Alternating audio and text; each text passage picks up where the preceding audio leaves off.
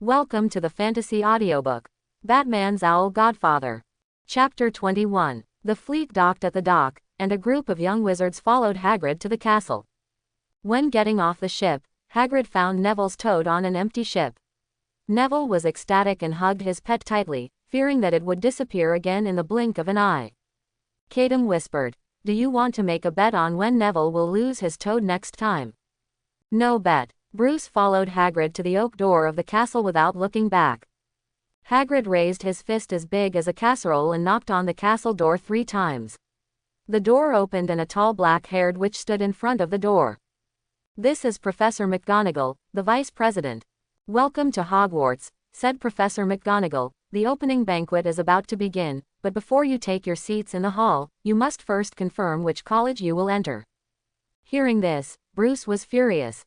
He remembered that Catum had promised him solemnly that he would send him to the hidden college Azkaban. But after Bruce read books related to the wizarding world, he knew that Azkaban was a prison. What was even more annoying was that when Bruce questioned Catum, he said nonchalantly, "Prison is a higher form of academy." That was a good point. Bruce decided to let Catum go to school one day. "The names of the 4 academies are Gryffindor, Hufflepuff, Ravenclaw and Slytherin." Having said that, Bruce was more concerned about which academy he would be assigned to. In a few minutes, the sorting ceremony will be held in front of all the teachers and students in the school. I suggest that you tidy yourself up and be more energetic while waiting. Bruce heard 2 boys discussing, Harry and his red-haired friend. "How can they accurately assign us to which academy?" Harry said. "I think we have to pass a test. A stone stirs up 1,000 waves." When all the little wizards heard the word test, they became panicked. Among them, Hermione was the most extreme. She was mumbling something and had begun to recite the spells she had learned quickly. "Is there really a test?" Bruce asked Catum, but Catum did not answer. On the contrary, he now showed a state of not knowing what he was busy with, reciting a spell over and over again. "What are you reciting?" Bruce was a little panicked.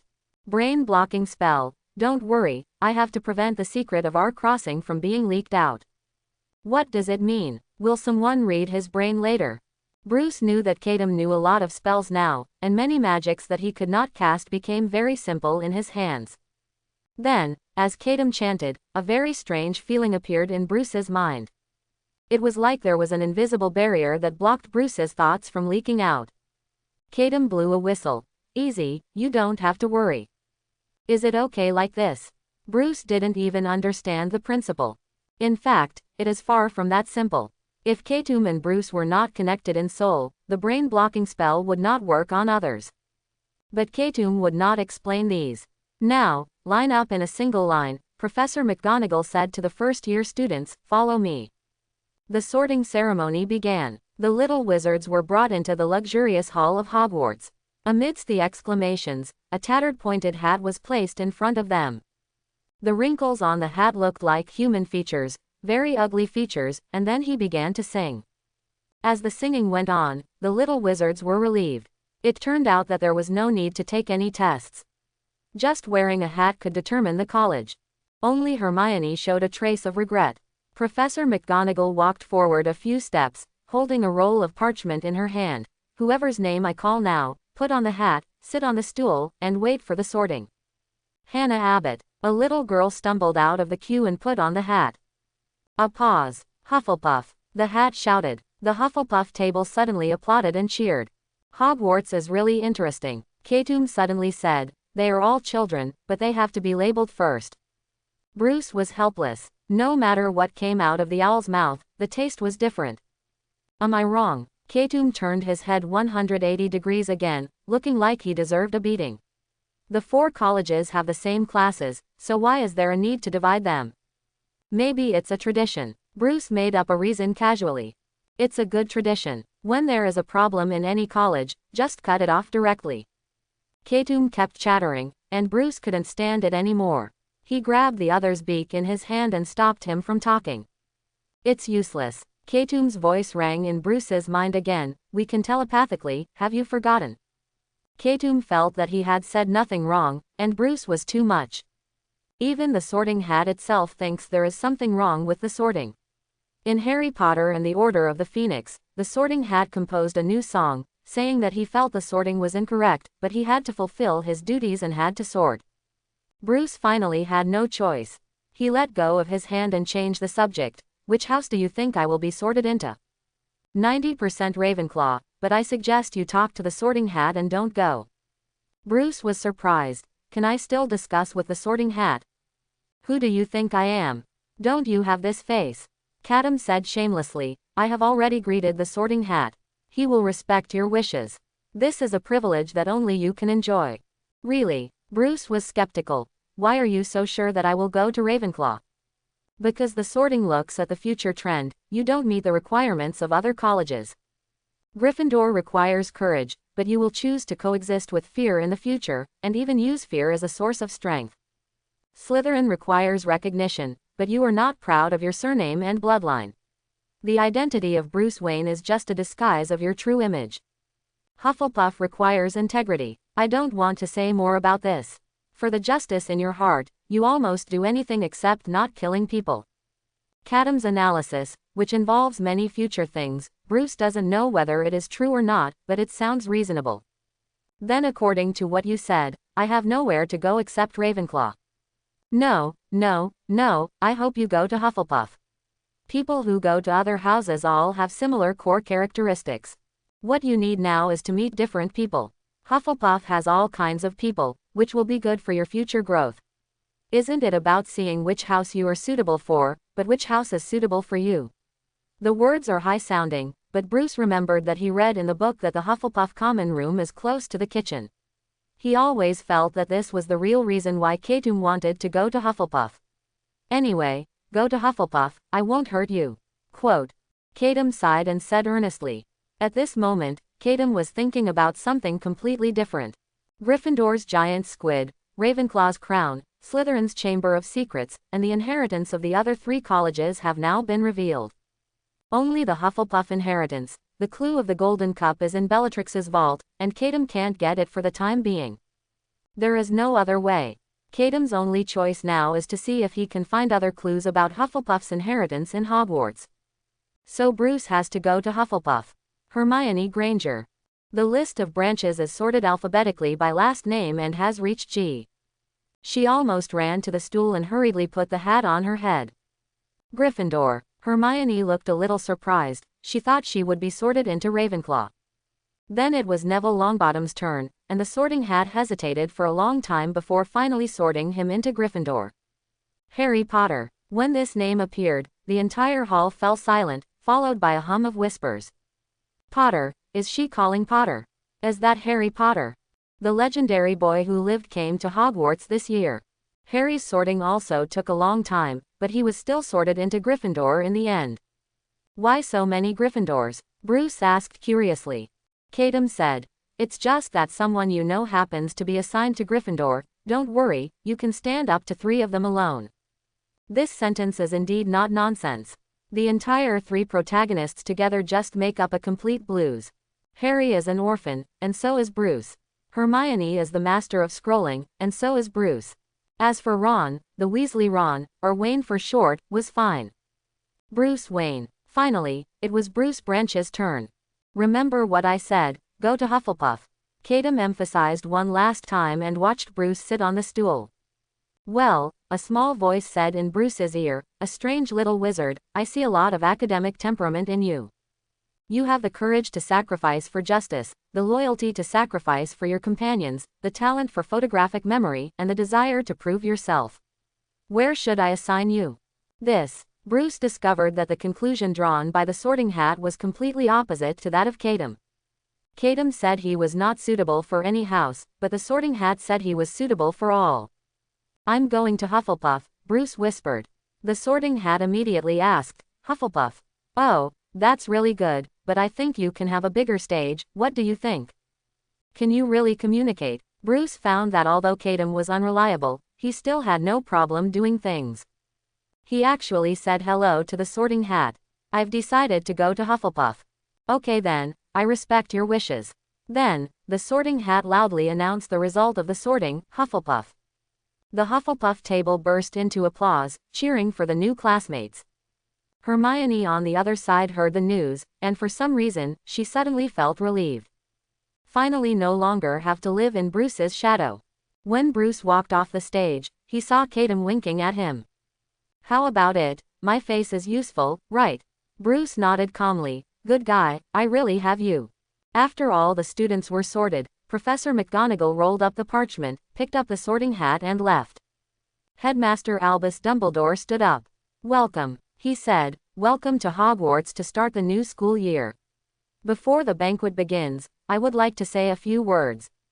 That's it. Idiot. Crying. Residue. Screw it. Thank you everyone. Thunderous applause erupted in the hall, heartfelt approval of the principal's brief speech. Amidst the applause, countless exquisite foods appeared on the originally empty long table, which made people's fingers itch just by looking at them. Bruce was very disciplined and put down his utensils after finishing the planned amount. Caedum is still showing off. Doesn't it taste good? Suddenly, a senior boy next to Bruce turned his head and asked with concern. He has handsome features and very white skin, like a vampire. My name is Cedric Diggory, 3rd year. Cedric introduced himself. Hearing this name, Caedum suddenly stopped showing off, and quickly patted Bruce. Hurry up and shake his hand. Hurry up, I want to see 2 Batmans in the same frame. What 2 Batmans? Bruce had no idea what Caedum was talking about. Caedum explained. This matter is very deep and you can't grasp it. I can only tell you that there is a Batman in the universe who looks exactly like Cedric. Bruce still introduced himself to Cedric, but did not shake hands to satisfy Caedum's bad taste. Is this your owl? Cedric looked at Caedum with interest. You seem to have a very good relationship and are inseparable. The relationship is not good, thank you. Although Bruce complained in his mind, he still gave an explanation. This was the argument he had discussed with Caedum before. After all, they would often appear at the same time in the future. I have a bit of an anxiety disorder, Bruce said. I have to be around my pets to feel relaxed. When Bruce said this reason, he scolded Caedum countless times in his mind. Can't you think of a better reason? I see. Cedric nodded, looking at Bruce with a hint of understanding and regret in his eyes. He said, it doesn't matter. Hufflepuff is a very tolerant family with all kinds of weird people. Having a pet is nothing. Bruce nodded, of course he knew that. Otherwise, they wouldn't have come. At the guest of honor table, the teachers were also having dinner. Potions Professor Snape and Defense Against the Dark Arts Professor Quirrell sat together, and next to them were Professor McGonagall and Headmaster Dumbledore. At this time, Professor McGonagall was cutting a steak, and suddenly thought of something, and turned her head to Dumbledore and said, Headmaster, have you been paying attention to the news in the Daily Prophet recently? Dumbledore wiped his mouth with a napkin. Are you talking about the Unwelcome League? Yes, they have been making more and more noise recently. Professor McGonagall said. This time, they almost blew up Godric's Hollow to the ground. I know about this, Snape said in his unique tone. Neither slow nor slow, I heard that Remus Lupin joined this group of people. Birds of a feather flock together. The Unwelcome League, of course, welcomes werewolves. Oh, werewolves. Quirrell was so excited when he heard the word that he almost fainted. Severus, you can't make such a simple conclusion. Dumbledore said, I believe Lupin, he must have a reason to join. Of course there is a reason. Snape said with a hint of disdain, although I haven't paid attention to Lupin, I also know that his life must be very poor. It is normal for him to join a group of thieves. Dumbledore didn't say anything more. It seems too early to classify the Unwelcome Alliance as thieves. This group of people started to rise a few months ago. They came and went without a trace, and appeared in various magical ruins, as if they were looking for something. Dumbledore felt deeply worried. I always felt that the goal they were plotting was more terrible than I imagined. Maybe, I should contact Lupin. Wales, the ruins of a certain valley. A lantern was placed on the half-cut wall, and several figures were stretched out by the light. These figures were waving shovels, as if they were digging something. It could be heard from their heavy breathing that some people's physical strength had reached its limit. No more. Finally, a man threw away the shovel in his hand and collapsed on the ground, never wanting to get up again. I'm a wizard, not a farmer. You can't force me to do this kind of manual work. The person who spoke was the dark wizard who was forced into the group by Jason. Only now did Jason know his name. It was Gibbon, a name with no characteristics. Lupin on the other side suddenly sneered, "Is this all the Death Eaters are capable of?" As he said this, he quietly stopped what he was doing. Seeing that the team was having internal strife again, Jason, who was the backbone, threw away the shovel in his hand, "Then take a rest." The three people sat down on the floor. Although there were two wizards in this small team, one was deprived of his magic power by a curse, and the other had his wand forcibly taken away. Neither could use magic and could only do manual labor. After Lupin got a rest, he immediately stayed away from the other two people, not wanting to be next to Gibbon at all. This dark wizard was once one of Voldemort's men.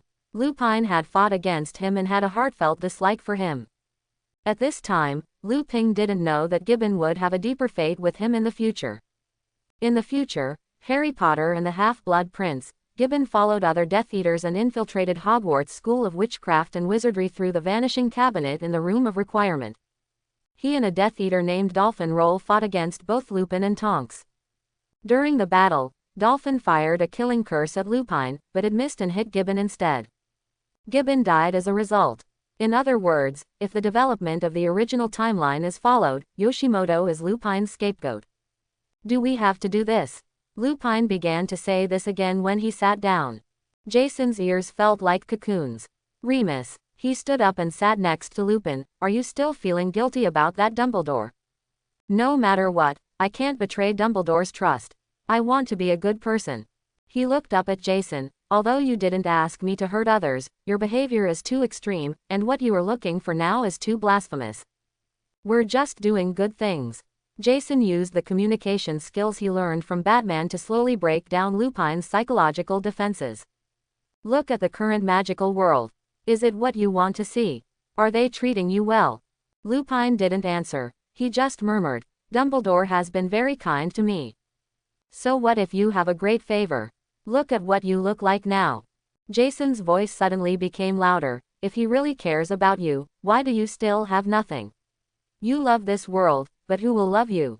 Remus, I have never met Dumbledore, and I don't know what kind of brainwashing he gave you, but I can tell you clearly that no one in the world will selflessly dedicate himself to others.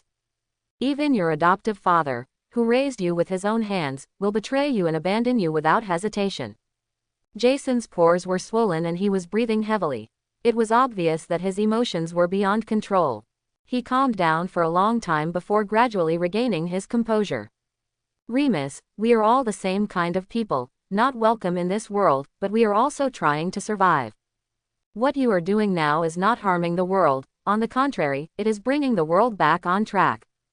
Have you forgotten what I told you before? As long as our plan succeeds, we can create an equal world. After saying that, Jason opened his palm, and a small tube of green liquid appeared in his hand. Do you know how precious this thing is? I got it from a being as powerful as a god. Lupin looked at the tube of liquid quietly, and the faith he held in his heart began to hesitate. The future Jason painted for him was indeed achievable. As long as the tube of liquid in his hand is indeed as magical as he said. Come on, Remus. Jason patted Lupin on the shoulder. We have found half of it, but we can't give up halfway. When we find it, we'll go to Hogwarts. The Great Hall of Hogwarts. What are they looking for? Professor McGonagall muttered. The places where the unwelcome alliance appears are all magical ruins that have long been abandoned, but they are spread over a wide area, covering almost the entire UK. England, Scotland, Wales, Ireland, the 4 British Islands, these 3 guys have traveled almost everywhere. I have news, I don't know if you want to hear it. Suddenly, Snape spoke in his calm voice. Severus, please speak. Professor McGonagall smiled. Not long ago, a parchment notebook appeared on Knockturn Alley. It is probably nearly 1,000 years old. The notebook itself is worthless, it is just a travel diary, but there is a very unique record in it. When Snape said this, he paused deliberately. It was not until Dumbledore turned his ear to this side that he continued to speak slowly. The owner of the notes once met a man during his travels and had a conversation with him. The content of this conversation was recorded on the parchment. Speaking of which, that person also has a close relationship with Hogwarts. Who is it? Professor McGonagall asked quickly. Salazar Slytherin. Snape finally let go of the suspense, and it was Salazar after he left Hogwarts. All the professors who listened attentively widened their eyes. Even Professor Quirrell was not dizzy. On the contrary, his interest at this time was unprecedentedly strong. Salazar Slytherin, one of the 4 founders of Hogwarts, chose to leave Hogwarts after establishing Hogwarts because of his disagreement with the other 3 founders. No news from then on. Unexpectedly, there was a note that recorded the story of Slytherin. What was the conversation about? Professor McGonagall asked. I don't know. Snape was at a critical moment. The notebook just appeared and was snatched away. The person who was robbed was also threatened. Judging from the robbery method, it should be the group of people from the Unwelcome Alliance. The professors suddenly felt bored. Only Professor McGonagall was thoughtful. So, what the Unwelcome Alliance is looking for is related to Hogwarts. Strange, we have nothing in common with them, why are they interested in Hogwarts? Snape said. Maybe they are interested in a student. After that, he stared at the Gryffindor table again, looking for a pair of familiar eyes. However, in a place they didn't notice, on the Hufflepuff table, Bruce suddenly sneezed. I don't know who is thinking about him. The banquet ended quickly. After Dumbledore explained some prohibitions and the teachers and students of the school sang the school song together, the prefects of each college led the new students to the lounge. Hufflepuff Commons common room is very secure and is the only house common room with an ejection device to prevent intruders. The entrance to the lounge is in the corridor on the right near the kitchen, where a pile of large wooden barrels is placed on a dark stone trough. Everyone must remember the rhythm. Hufflepuff Prefect, Gabriel Truman, introduced to everyone. Tap the bottom of the second barrel in the middle of the second row according to the rhythm of Helga Hufflepuff. The lid of the barrel will rotate open and the entrance to the lounge will appear. It's very convenient. No password is required, and no questions need to be answered. Bruce spoke highly of this. It's a very interesting way to open the door. He couldn't help but think that if he returned to Gotham and designed a secret base for himself, he would have to have a system like this. For example, the entrance to a secret tunnel is hidden behind a display cabinet in Wayne Manor, and the secret door can only be opened by playing a scale on the piano. Everyone must not strike to the wrong rhythm. Truman emphasized again and again. If you don't strike to the correct melody, strike the wrong barrel, or strike the wrong number of times, the lid of the other barrel will burst, let you be covered with vinegar. So it's best to train by yourself in private, otherwise you'll just have to smell of jealousy all day long. Truman demonstrated it to everyone at a slow speed and opened the passage door.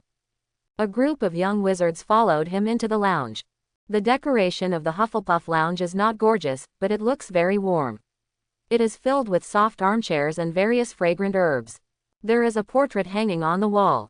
This is a slightly fat red-haired lady, holding a gold cup in her hand and smiling very friendly. This is the sunny and cheerful witch Lady Helga, the founder of Hufflepuff House. Why doesn't this portrait move? A young wizard asked. Hey, it's true. Truman frowned. This painting was still able to move last year. It seems that the time has really come. The reason why the portrait can move is determined by the magic power of the wizard in the painting. The more powerful the wizard is, the stronger the intelligence of the portrait will be, and it can even be the same as the real person. The same is true for the portraits of Hufflepuff. At least 1,000 years ago, the people in the portraits could teach magic to young wizards. But after all, 1,000 years have passed. Since a long time ago, Hufflepuff's portrait can only repeat simple movements, let alone communicate with others. Now that it is completely motionless, everyone only feels sorry for it, but not surprised at all. Truman said, I will report this matter to the dean later. Now, everyone can return to their dormitories in order. He first led the girls through a door, and then led the boys to the dormitory where their luggage was already placed. It was late at night. Bruce was lying on the bed with yellow velvet curtains, and Catum jumped on his pillow. Bruce, are you thinking about Gotham? Don't ask such silly questions. Bruce sat up slightly. He and Catum were communicating spiritually, so there was no need to worry about disturbing his sleeping roommate. Today I finally saw Dumbledore in person. Bruce recalled the white-bearded figure. It is indeed as unfathomable as what was said in the book. Then what do you think? Catum asked. I think, he's scary. Bruce pondered for a moment and expressed his worries. Others say that Dumbledore is one of the most powerful wizards in contemporary times, and he is highly respected and has countless followers. No one can restrain such a wizard. What if he wants to do bad things? Can anyone stop him? Kadam shrugged. You really don't want to trust others at all. It's not that I don't trust others, but my worries are not groundless. Bruce retorted, if there was such an existence in Gotham, I wouldn't be able to sleep well. Kadam asked, what should we do? Do you want a Batman versus Dumbledore? That's not necessary. Bruce lowered his head, but I have to find Dumbledore's weaknesses so that I can stop him when he does evil in the future. Coming. Bruce's natural persecution paranoia makes him unable to tolerate the existence of any invincible person. Kadam suspected that if one day Bruce traveled to the Warhammer world, with his paranoia, he would have to find a way to pull the Emperor off the Golden Throne, and then sit on it himself. Let me tell you, you don't have to worry about Dumbledore. As a god's perspective, Kadam decided to get Bruce back on track.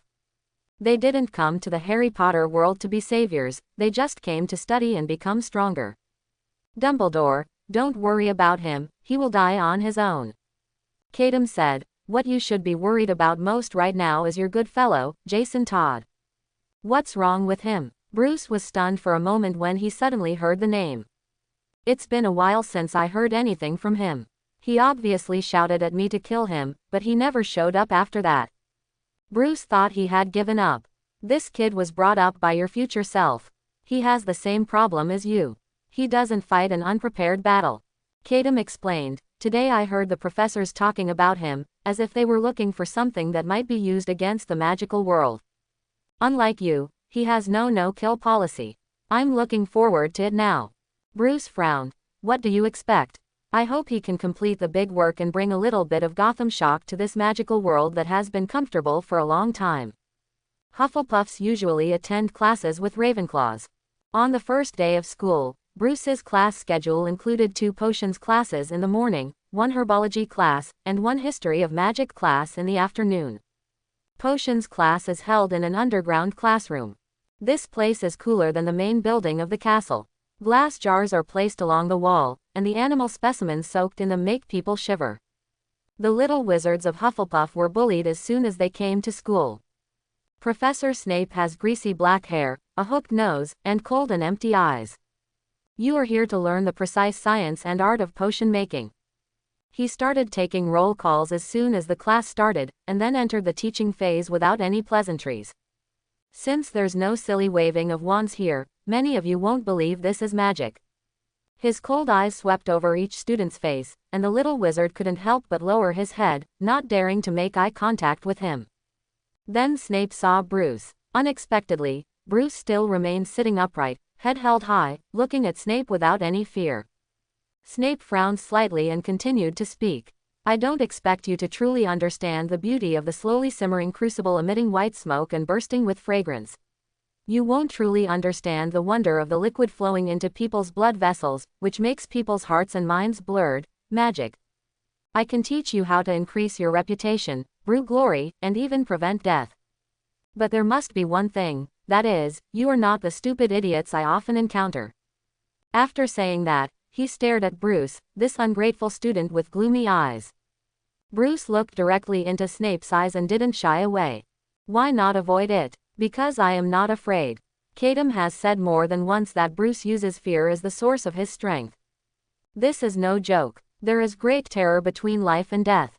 After Bruce witnessed his parents dying in front of his eyes, he felt that nothing in the world could be more terrifying than this. What's more, just a professor. The proud bad boy will never lower his head. And at this time, Kadam was also standing on Bruce's desk with his head held high, his wings on his hips, staring at Snape. The proud Demon King will not lower his head. Besides, if Snape wanted to target him, he would only target Bruce first. Who could hate a harmless little owl? Wayne. Sure enough, Snape named Bruce. Like thunder on the ground, all the little wizards' eyes were fixed on Bruce. How do I get the sleepy bean juice? This is knowledge written in the first grade potions textbook. As first grade wizards, they will learn how to handle various potion materials. The correct answer should be to cut the sleepy beans into slices, but this knowledge point is a bit beyond the scope for today's little wizards. This is the content of the second half of the textbook.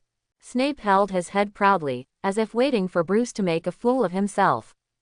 However, at this time, Bruce fell into hesitation, and his thoughts drifted back to 3 hours ago. "Bruce, wake up." Early in the morning, Cadam's chirping voice rang in his ears. Then there was the sound of pages turning in the air, and something heavy hit Bruce in the face. Bruce reluctantly swallowed back the curse words that had reached his lips, opened his eyes, and looked at the time. It's only 6 o'clock. Bruce's daily life is extremely self-disciplined, but this also makes his biological clock more fixed than ordinary people. It's not time to get up at 6 o'clock, and he is now very sleepy. In a daze, he saw the book that Cadam threw over. If this thing can still be called a book. This book is completely torn, and the pages are barely held together. If you turn it over with a little force, it will fall apart immediately. The credit of Cadam's careless throwing just now is definitely indispensable. Moreover, the previous owner of this book was still writing all over the book, making the margins of every page black. Bruce felt disgusted even holding it. Is this a potions textbook? Bruce reluctantly flipped through a few pages before recognizing it. That's right, and it's the first-grade version. Cadam looked like he was taking credit. The 6th-grade version is easy to find, but the 1st-grade version is not easy to find, but your godfather is born with good luck, so he really asked me to find it. Now, from 1st grade to 7th grade, we have them all. What's so strange about a first-year potions textbook, and it's so worn out? Bruce said this and then flipped through a few pages. As he watched, he became fascinated. After a long time, he raised his head, his expression no longer as calm as before. The previous owner of this book was a genius. His face was full of joy. There are many ideas in it that coincide with mine, and there are some that I didn't even think of. Don't compare this with others. He has been exposed to magic since he was a child, and you have only been exposed to it for a long time. Cadam thought Bruce had been hit. No, that's not what I meant. Bruce quickly explained, when I read this book, it was like I was communicating with a genius of the same age and making connections. This is a rare opportunity. After saying that, he thought about Cadam's request for credit just now. A book full of notes like this must be a very precious thing, right? How did you find it? What the hell? Cadam finally waited for this question, and he smiled calmly. Now all the owls in Hogwarts are my little brothers. My eyes and ears are all over the castle. I have a small textbook at my fingertips. Although Bruce didn't know how true or bragging these words were, he had to say that Cadam did help him a lot. The value of this book is at least as high as 3 or 4 floors. Bruce was full of curiosity about the owner of this book. He turned the book over and over, and finally saw a small, dense line of text at the bottom of the back cover. This book belongs to the Half-Blood Prince. At this time, in the potions class, facing Snape's seemingly difficult questions, Bruce thought of a point of view that he and the Half-Blood Prince agreed with. Different from what is recorded in textbooks, this is another unique method. How do I get the sleepy bean juice? If Snape's question is answered according to the textbook, there will definitely be no problem. But Bruce is unwilling to follow the script like this. He prefers to pursue the truth. Which one should I say? Seeing that Bruce remained silent, the sneer on Snape's lips deepened. There was the sound of turning books in the classroom, and everyone was afraid that after Bruce couldn't answer, Snape would call on him. Sitting next to Bruce is Justin Finch-Fletchley, who is also a Hufflepuff student. He finally found the answer in the book, covered his mouth and tried to remind Bruce secretly, but was frightened back by Snape's gentle glance. Snape raised his head and said in a mocking tone, "It seems that some of our classmates not only don't respect teachers, but also don't respect knowledge. Use the side of a silver dagger to squeeze the juice out more easily." Finally, Bruce spoke. In the eyes of all the classmates, he said this answer. Then the whole classroom was filled with gasps. Bruce was wrong. This is not what is written in the textbook. Justin covered his eyes in pain. He seemed to have seen Bruce being severely punished by Snape. Hufflepuff could not escape the deduction of points. Everyone was in silence for Bruce, 1 second, 2 seconds.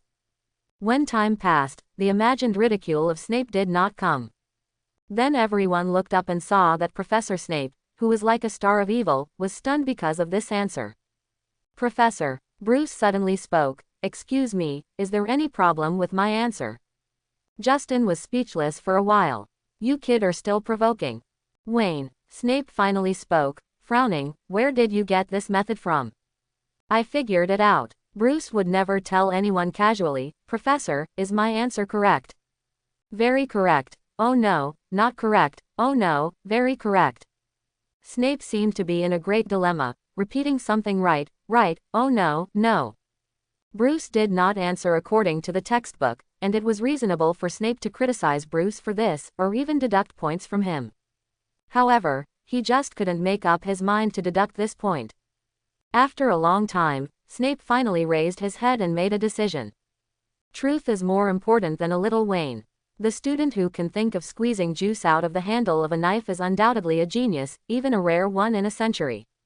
Snape stared at Bruce and gritted his teeth and said this, because of this method, Hufflepuff gets 5 points. The whole classroom was silent in an instant, and some students pinched themselves, thinking they were still dreaming. Didn't the seniors say that Snape never gave extra points to students other than Slytherin? And the extra points were 5. The sun was rising from the west. At this moment, only Bruce understood something. He directly questioned the owl on the table, who was still standing with his chest and arms akimbo through telepathy. "Caedum, tell me honestly, is the Half-Blood Prince Snape?" "How can you jump to conclusions?" Caedum denied. "Since you have thought of this, let me admit it. In fact, I am a half-blood prince. You can tell from my appearance that I am a hybrid of an orange cat and an eagle." After hearing this nonsense, Bruce had no questions. The half-blood prince is Snape. Otherwise, Snape would not be in such a tangled state. Even if he were not, the half-blood prince still had a great connection with him. Even after that, he no longer made things difficult for Bruce, and the 2 potions lessons passed without any incident. When Snape announced that get out of class was over and the Hufflepuff students climbed out of the underground classroom along the steps, everyone looked at Bruce with curious eyes. They were so frustrated that they didn't dare to ask in class before, but now after class, they finally swarmed around Bruce. "How did you do it?" Justin said excitedly. "You gave an answer that even Snape couldn't question." Of course he couldn't question it. Bruce thought, because that method was thought up by Snape. To deny Bruce is to deny his past self. This is something I experimented with myself. Maybe Professor Snape prefers students who love thinking. He brushed off the question casually and prepared to head to the cafeteria for lunch. Then, a cold voice sounded from behind. "Wayne." Looking back, Snape was standing at the end of the corridor, looking over here with a gloomy look. He was wrapped in a black robe and looked like an old bat. The little wizards around them immediately dispersed, fearing that Snape would catch him. "Professor Snape." Bruce held the textbook and came to Snape's side.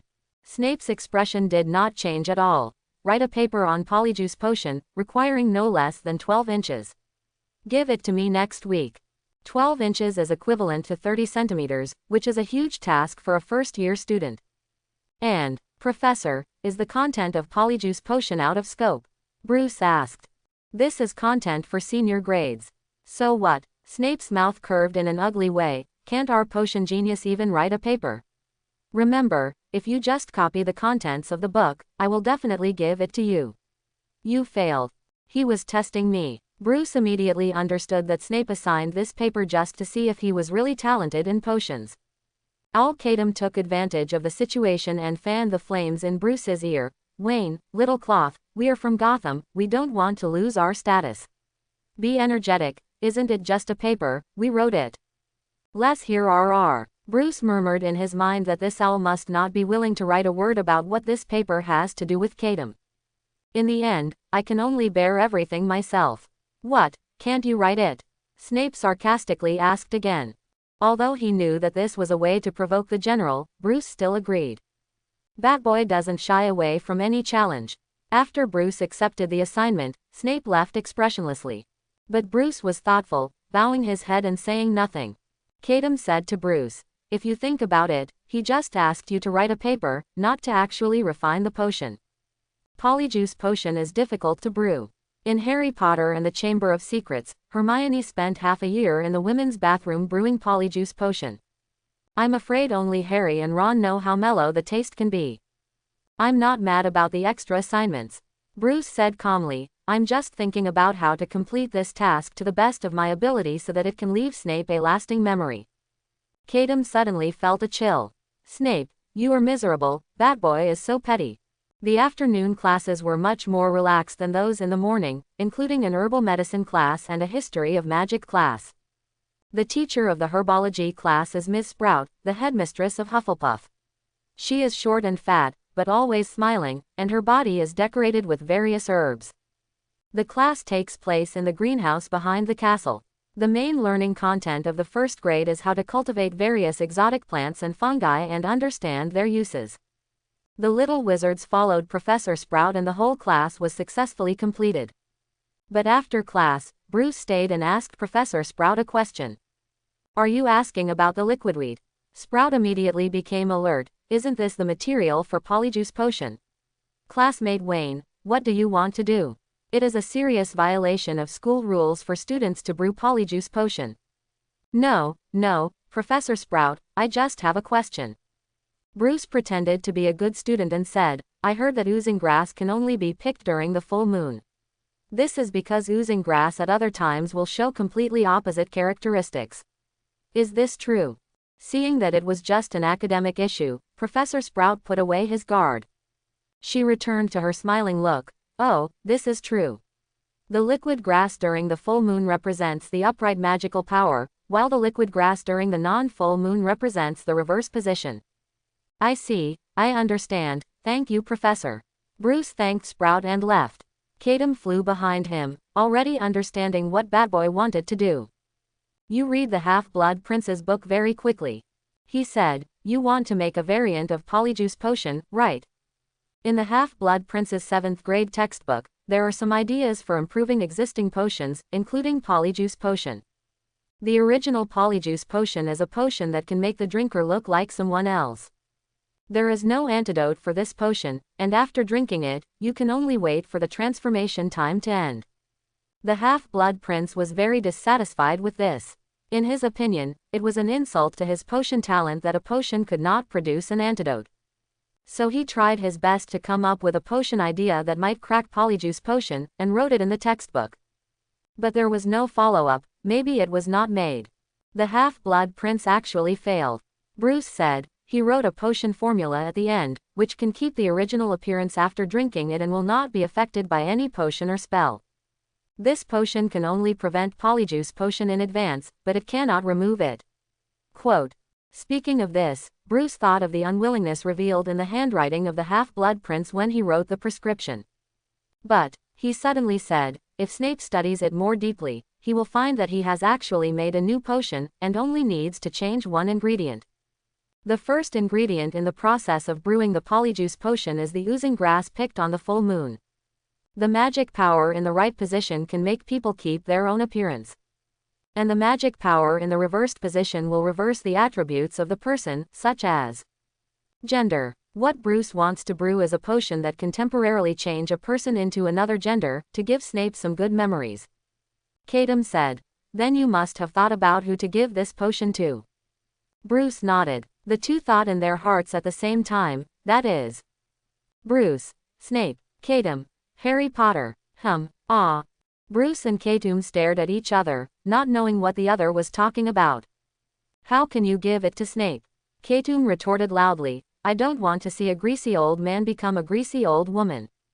Why should I give it to Potter? Bruce's reaction was even more intense, I don't even know him. And I only want to deal with Snape. Why should I involve others?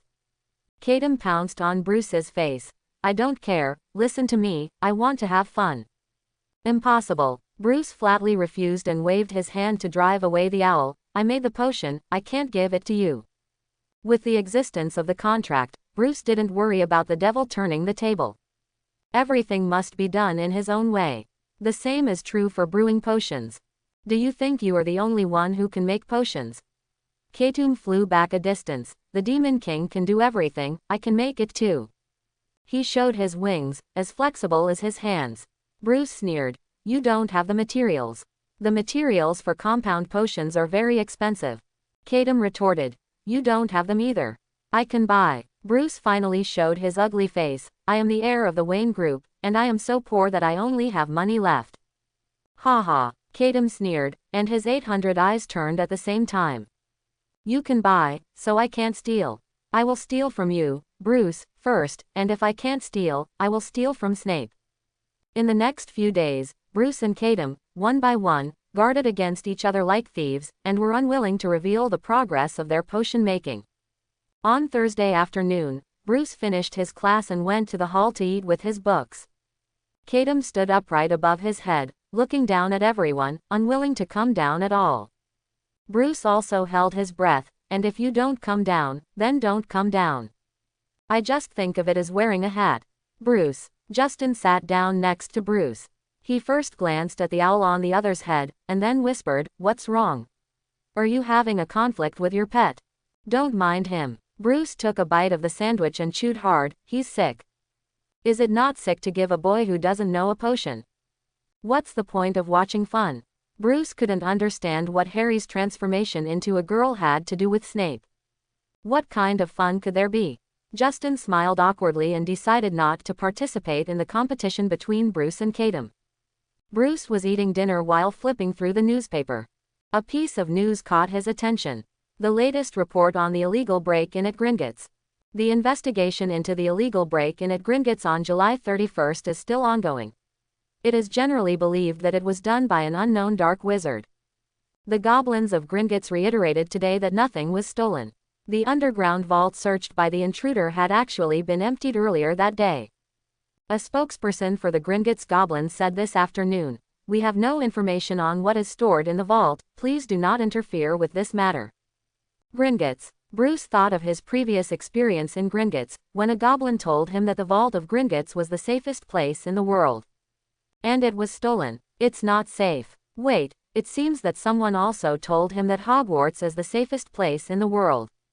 Just as Bruce was still thinking about it, the sound of two boys talking suddenly came from outside the gate, and the sound came from far away. "Tomorrow is potions class. To be honest, I think Professor Snape may hate me." "Why, you have only met once at the sorting ceremony." Bruce looked up and saw that it was Harry Potter and his red-haired friend. The two walked away slowly, and Bruce's head suddenly felt light. He touched the top of his head. No, the owl was gone. Bruce stood up suddenly. Without thinking, Kadam must have run over to chase Harry. Is his potion brewed so fast? With the guidance of the Half-Blood Prince's notes, Bruce didn't need to endure for half a year like Hermione. But it would take about a week. As a result, Kadam was much faster than him. He finished brewing in just a few days. Bruce hurried to catch up. There was no doubt that Kadam must have secretly put the brewed potion next to Harry. However, just as he was chasing Harry's back, a girl suddenly called him. "Bruce." He turned around and saw Hermione walking towards him with a smile. It was her who greeted him just now. "How are you doing recently?" Hermione came to Bruce with a book in her arms. "Our two colleges don't have classes together. Are you getting along well with your classmates?" It was because of this delay that Bruce saw Kadam flying back. From his proud flying posture, it can be seen that he has succeeded. Then, Kadam landed on Bruce's head again. "Kadam, this is not good." Hermione saw Kadam like this and directly tiptoed to hold the owl down. "Are you guys having a conflict?" Hermione held the owl in her arms. "You guys aren't usually like this, are you?" "No, there is no conflict now." Seeing the owl's look, Bruce knew that everything was irreversible. Even if he wanted to steal the potion back, Kadam would definitely stop him. "You can only leave it to fate. Harry, I will apologize to you later." Bruce finally gave up and focused his attention on Hermione. Then he noticed something was wrong. Why did Hermione first ask him whether he had a good relationship with his classmates? Could it be Hermione encountered such a problem? The next day, Friday, Gryffindor and Slytherin's potion class. Harry walked towards the underground classroom with a nervous mood. Ever since he looked at Snape at the sorting ceremony and the scar on his head began to hurt, Harry had a little fear of Snape. This teacher is wrong, and Harry can feel that he hates himself. "Why are you so nervous?" Ron walked with Harry and found his friend's abnormality. "Are you feeling unwell? Do you want to drink some pumpkin juice?" After that, Ron handed his water bottle to Harry. Harry was indeed a little thirsty. No, I'll just drink water. He took out his water bottle, took a few gulps, and then let out a long breath. Who cares? Maybe it was just his illusion. Snape didn't really hate him that much. Ron, let's go. While speaking, Harry suddenly felt that something was wrong with his body. As if melting, his appearance began to change, his body became petite, and his hair began to grow and slowly turned red. Ron was already scared. He watched his good friend, the black-haired boy Harry Potter, turn into a red-haired girl in front of him. Ah! Ron suddenly screamed. In the school hospital, Madame Pomfrey carefully examined Harry's body. Now Harry was extremely uncomfortable with his body being transformed into a girl, and Ron, standing beside him, also felt at a loss. With his red hair, Harry looked like a relative of the Weasley family. Everything is normal. There are no traces of black magic. It will be eliminated automatically when the time comes. Madame Pomfrey put away the examination tools. It may be some kind of magical prank prop, but it will not harm your body and will not delay your next class. After hearing this, Harry felt a little relieved. Professor Snape would be very angry if he didn't attend the first potions class. When Ron heard the prank, he had already vaguely imagined the appearance of the murderer in his mind. Definitely them. Madame Pomfrey, let's go first. Harry took Ron with him and quickly left the school hospital. Class is about to begin, so you must not be late. Hermione walked to the door of the underground classroom, and suddenly there was a sound of flapping wings in her ears. She turned around and looked surprised. Cadem.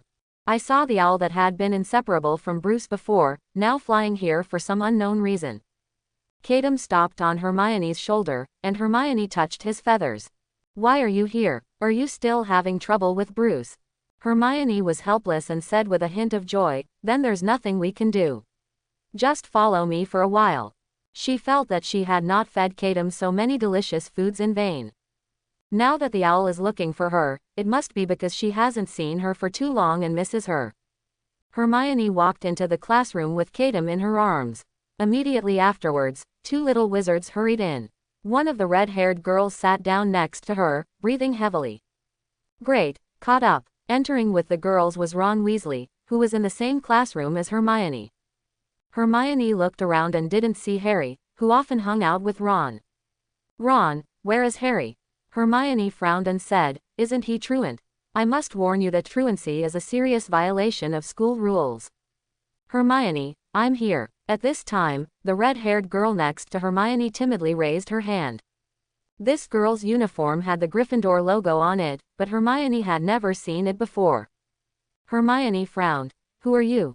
I'm Harry. Harry, who had become Harry, pushed up his glasses. Have you forgotten? You helped me repair these glasses. After that, he was afraid that Hermione wouldn't believe it, so he moved closer and lifted his hair, revealing the lightning scar on his forehead. Hiss. Hermione leaned back, gasped, and her eyes widened for a moment. You, how could you become like this?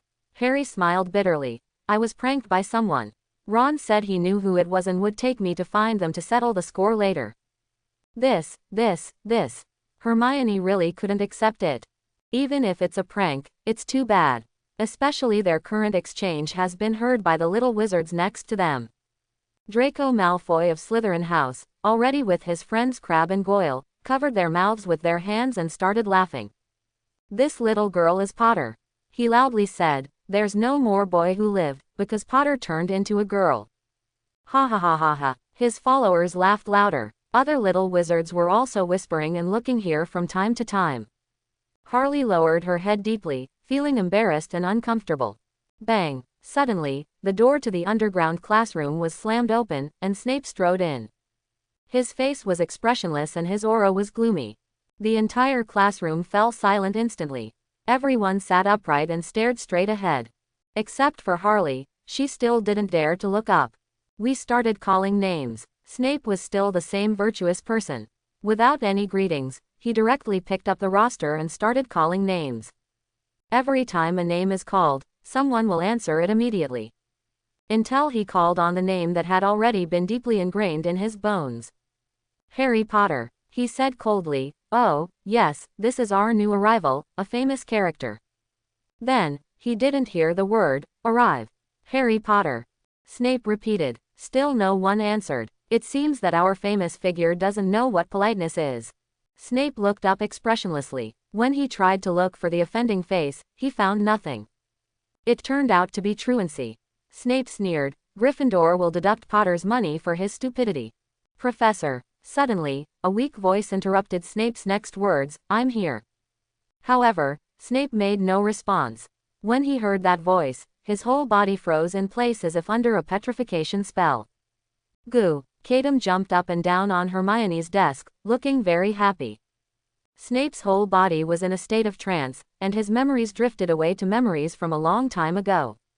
There were two girls playing on the swing, and a skinny boy was hiding behind the bushes watching them. Does being Muggle-born make any difference? The girl's voice still echoed in my ears, and it was exactly the same as the voice I heard just now. Snape seemed to see the bright and smart girl before his eyes again, but that was more than 20 years ago. The young wizards in the audience had already started talking, and all of Snape's abnormalities were noticed by them. Am I right? Ron whispered in disbelief. Snape, he cried. Don't talk nonsense. Hermione quickly corrected. Professor's eyes are just a little moist, maybe because he didn't sleep well last night. Ahem. Finally, Snape forced himself out of his memories. The voice I heard just now was so similar, exactly the same as Lily's voice. But it's impossible. Lily is dead, leaving only an annoying son, Harry Potter, who looks just like James. Oh yes, Potter. Only then did Snape remember what he was doing. Potter skipped school. Professor, I didn't miss class. Harry, who had been lowering his head in the audience, finally became anxious. He stood up suddenly and looked at Snape.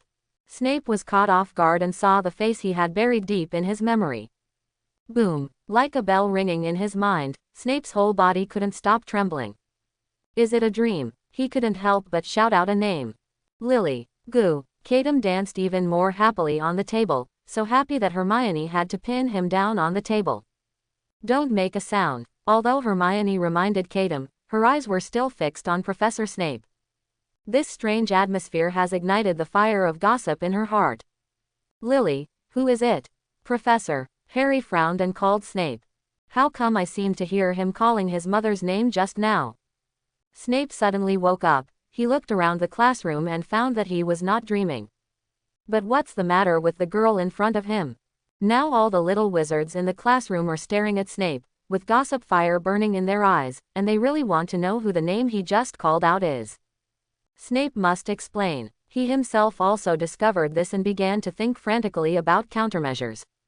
Lily. Lily. Snape finally thought of it. He said with a straight face, this is a question I gave you. What will I get if I add narcissus root powder to wormwood infusion?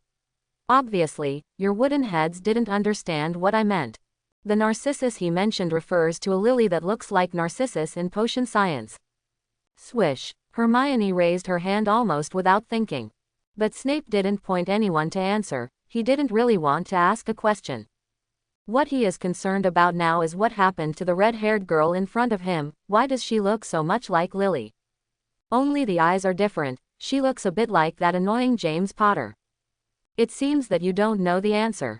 Snape sneered, then pretended to be calm and said to Harry, which college are you from?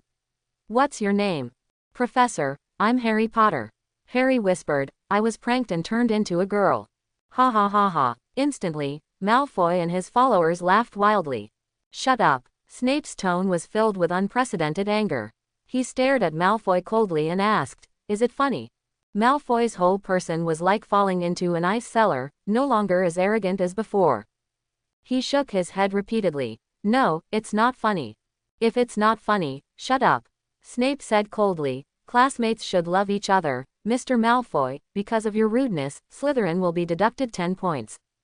At this moment, Malfoy was dumbfounded. No, Professor, are you serious? Deduct points from Slytherin. You are the Dean of Slytherin. Snape threw his robes, looked at Harry again, and said lightly, Bo.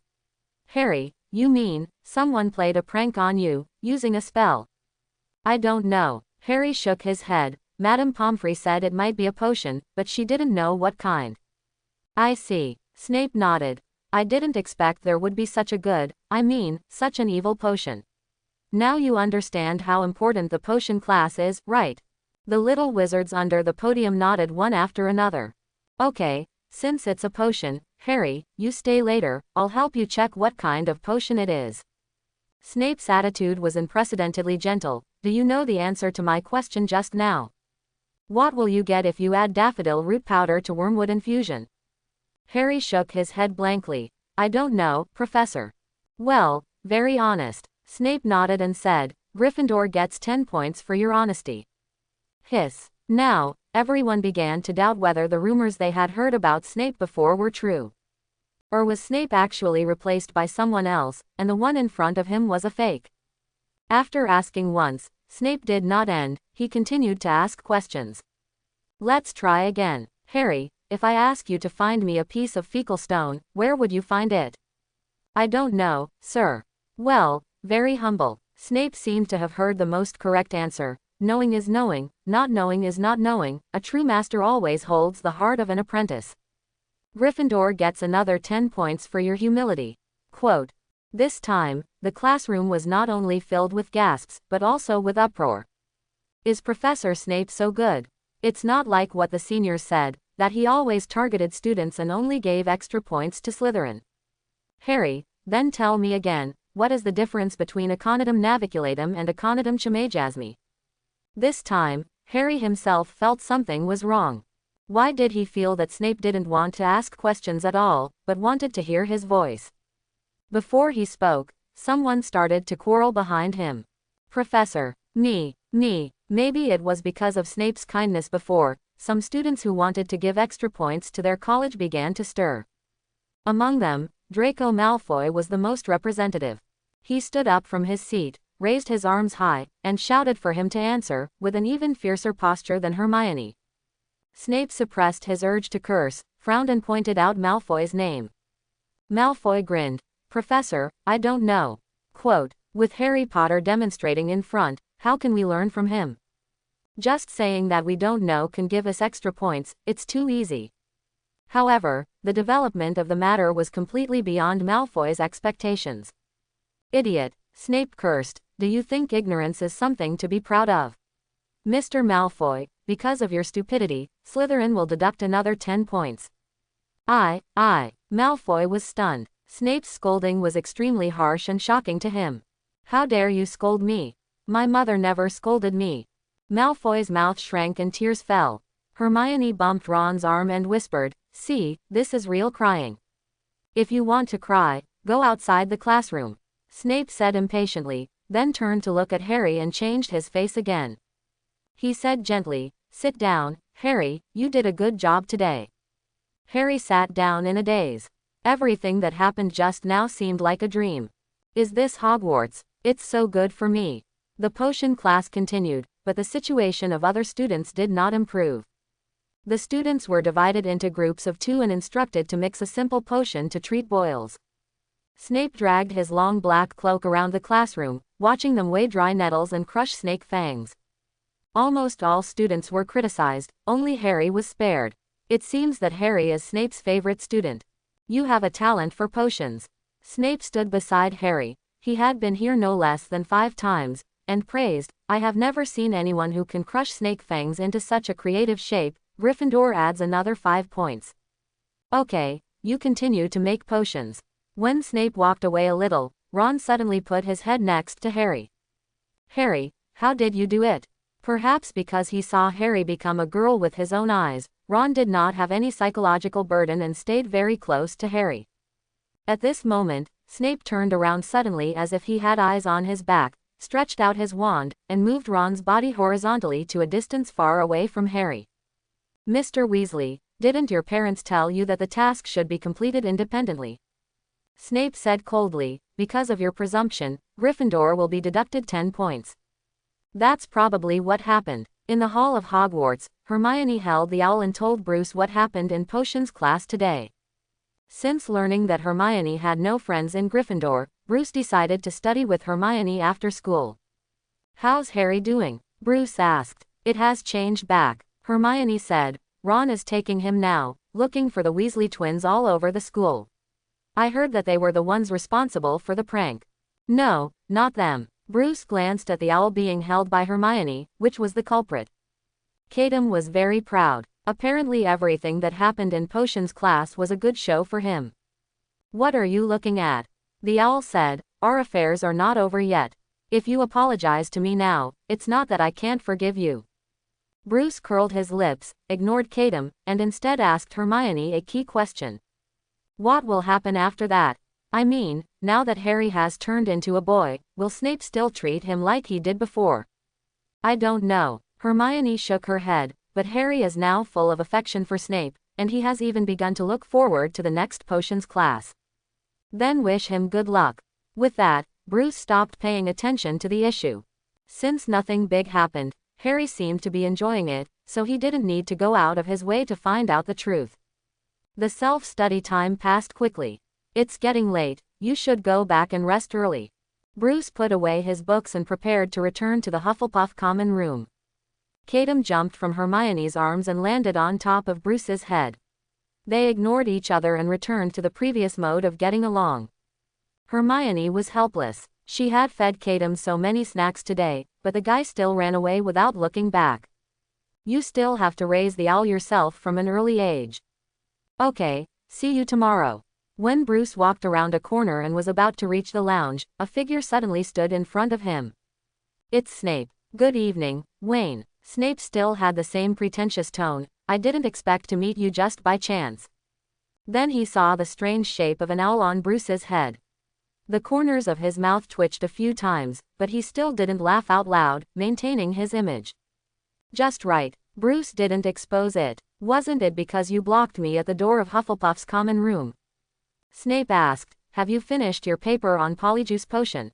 Bruce frowned. Professor, I remember the deadline is next Monday, and today is only Friday.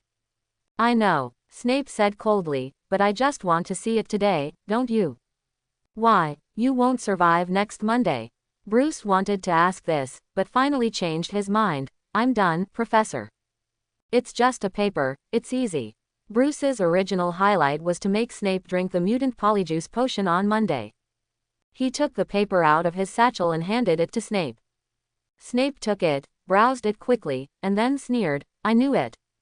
What do you know? Snape raised his head and looked at Bruce. Wayne, Harry turned into a girl today. Was it you who made the potion? Not me. Bruce felt that it was a great injustice. Why should he be blamed for the good deeds Kadum had done? But he couldn't say it clearly. My own owl can brew magic potion, but no one would believe it even if I told him. Excluding these factors, Bruce was not surprised as to why Snape suspected him. This gender-changing potion was originally improved from Snape's original potion idea. After he checked it for Harry, he would soon realize the true nature of the potion. Snape thought he was a genius and would only think of another genius. Besides, Bruce is currently writing a paper on Polyjuice Potion. Professor, Bruce wanted to defend himself, but Snape interrupted him as soon as he opened his mouth. I don't care about anything else. You rewrite this paper. As long as you write out the recipe for the potion, I can consider adding 50 points to Hufflepuff. With that, Snape strode away as if he had never been here. Bruce is really full of questions at this time. Can't you figure out such a simple improvement idea yourself? He is probably afraid that something will go wrong. Kadum above his head said at the right time. He is afraid that the potion he researched will not be able to make Harry look like a red-haired girl. Bruce asked, why is Snape obsessed with the red-haired girl? Don't eat this kind of melon. It has nothing to do with you. Kadum changed the subject smoothly. Do you want to hand over the formula? This is 50 points. It doesn't matter whether you hand it over or not, the formula is of no use. Bruce said casually, the Hufflepuff classmates are very nice to me. It's no problem to help them win the Academy Cup. Don't even think about winning the Academy Cup, Kadum said. This year's champion is already determined to be Gryffindor. Even if you add more points, Loudang can still get them back with a few excuses. Why? Bruce frowned. Is there still such unfairness inside Hogwarts? Oh, don't be so serious. There is no real reward for this championship. Even if you declare yourself a champion, you are also a champion. Kadum started talking nonsense again. They are the champions, and you can fight for a vice champion, that's fine too. I don't know what you're talking about. Bruce shook his head, nearly knocking Katum off his head, and walked into the Hufflepuff common room. Don't be so serious. Are you still angry about what happened before? Katum finally gave in and said, well, these days, I have also reflected on yourself for you. You have not developed a flexible bottom line yet, and it is normal for you not to understand my behavior. Let's do this. You were wrong this time, and I apologize to you. Bruce almost laughed in anger. You finish everything, then apologize lightly, and everything is over. Who did you learn this from? Bruce really wanted to continue arguing with Katum about whose problem it was this time. However, the moment he entered the lounge, someone suddenly stopped him. Are you a Hufflepuff student? Bruce turned around suddenly. There was no one in the lounge. Who is speaking? Goosebumps rose on his skin. He looked around the lounge, and then suddenly found that the original portrait of Ms. Hufflepuff, which could no longer be moved, was looking at him quietly. The expression on Ms. Helga's face could no longer be simply described as worried. It was fear, a contagious fear. Go tell your principal. Hufflepuff's portrait trembled and said, the end of Hogwarts is coming. From the beginning to the end, from yesterday to tomorrow, the shadows of the three Dark Lords will cover the entire castle. Chapter 31. After saying this, the Hufflepuff in the portrait never moved again. It was as if the portrait's flashback was the last warning mechanism left by Hufflepuff himself. When the final task is completed, the magic of the portrait is completely gone. After hearing this specious prophecy, Bruce frowned and thought about the key words in the prophecy. From the beginning to the end, the three Dark Lords. He raised his head and asked Katum in confusion, where did the three Dark Lords come from? In the history of magic, aren't there only two who have the title of Dark Lord? Grindelwald, Voldemort. Who is the other one? Katum is also confused. It's not like he hasn't read the original, Harry Potter. Where did the three Dark Lords come from? Is it possible to add another Harry Potter? Even if it is added, the first part of the original novel does not have this plot. The world line started to change so quickly. Who are you asking me? Logically speaking, there are only two Voldemort souls in Hogwarts now, not three Dark Lords. Oh wait, Katum suddenly remembered the crown he had hidden in the Room of Requirement. It was Voldemort's Horcrux, which contained fragments of Voldemort's soul. If you calculate it this way, Quirrell, Harry, and the diadem, there are really three Voldemorts in Hogwarts now. Stop thinking nonsense. Katum retracted his thoughts. Didn't the portrait require you to tell the principal? Then go ahead. It happened that I also wanted to go to the principal's office, find the advanced black magic revealed, and get the method of making Horcruxes. But at this moment, little Bruce was confused by what Katum just said. Wait a minute, what two Voldemort souls are you talking about?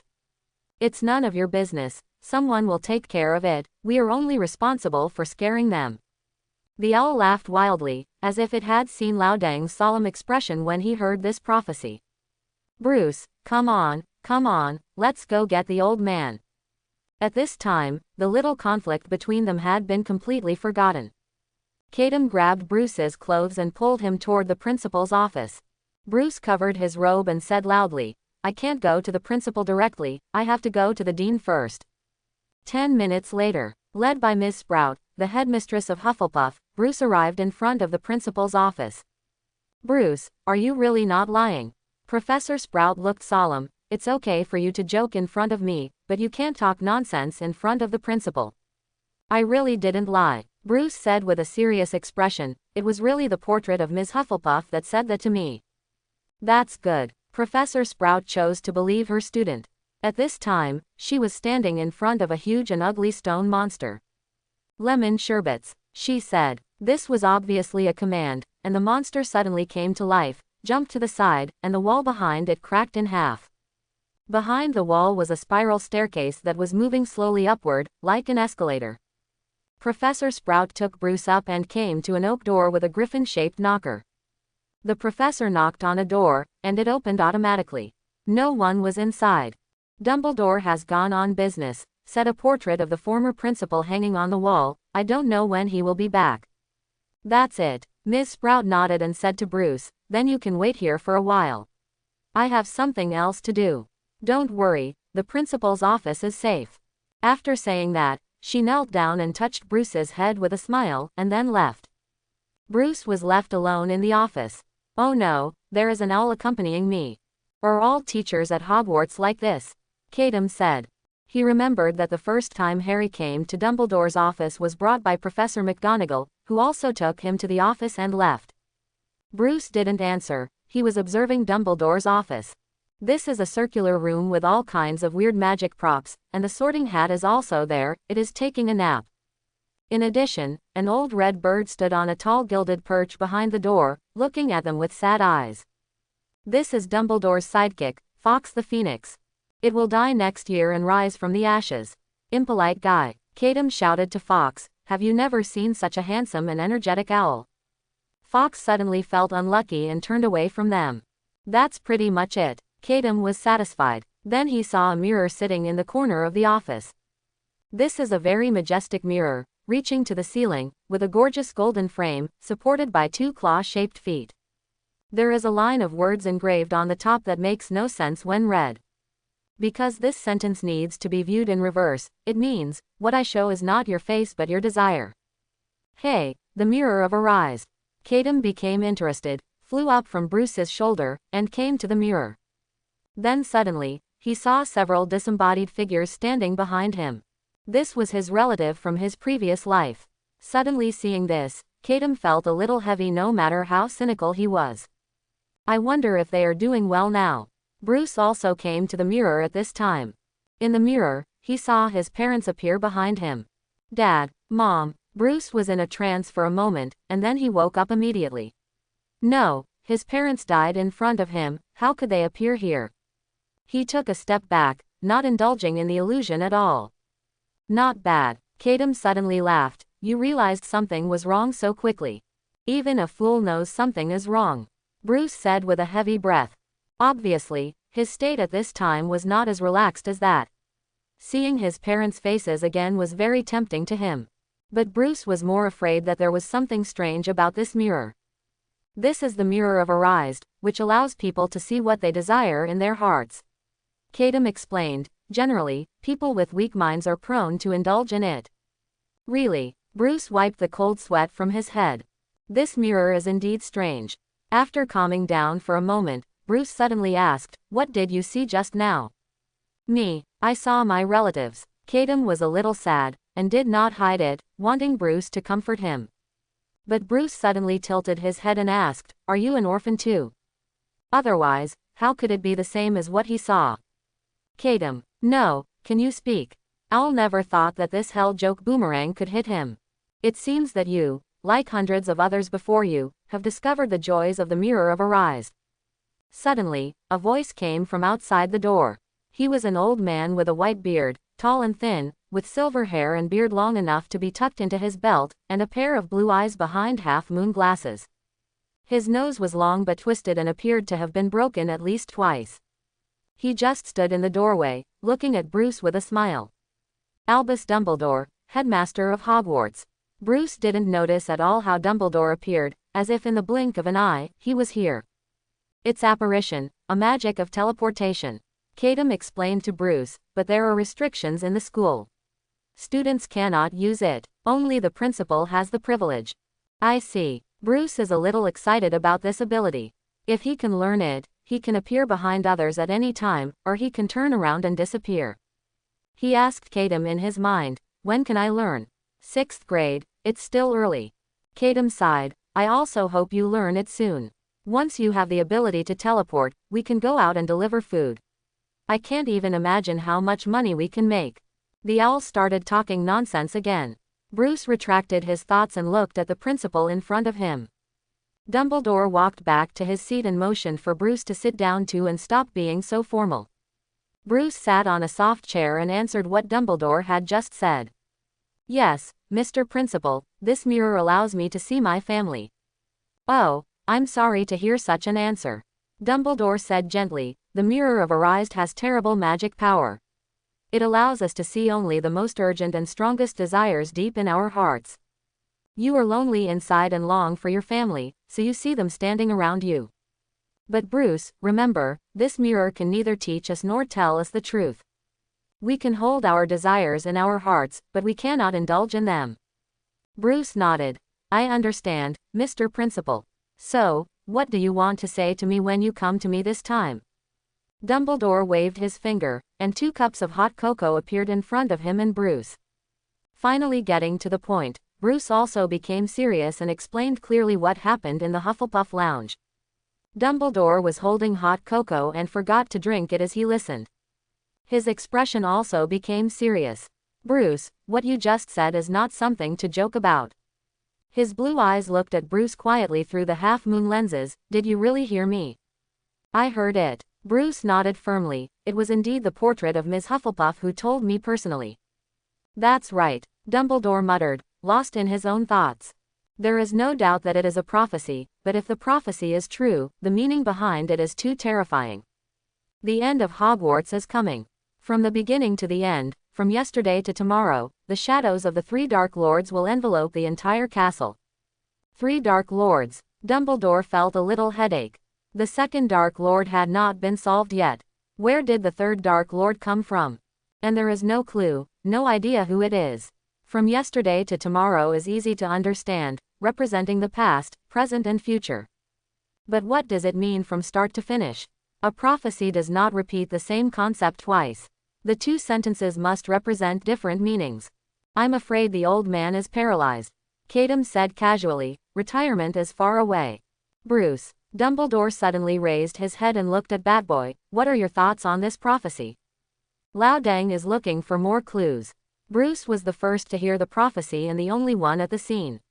Maybe the portrait conveyed more information at the time, but Bruce himself was not aware of it. I have no other ideas, Mr. Principal. Bruce shook his head, looking harmless. Okay then. Dumbledore sighed. Bruce, would you mind sharing your memories of that time with me?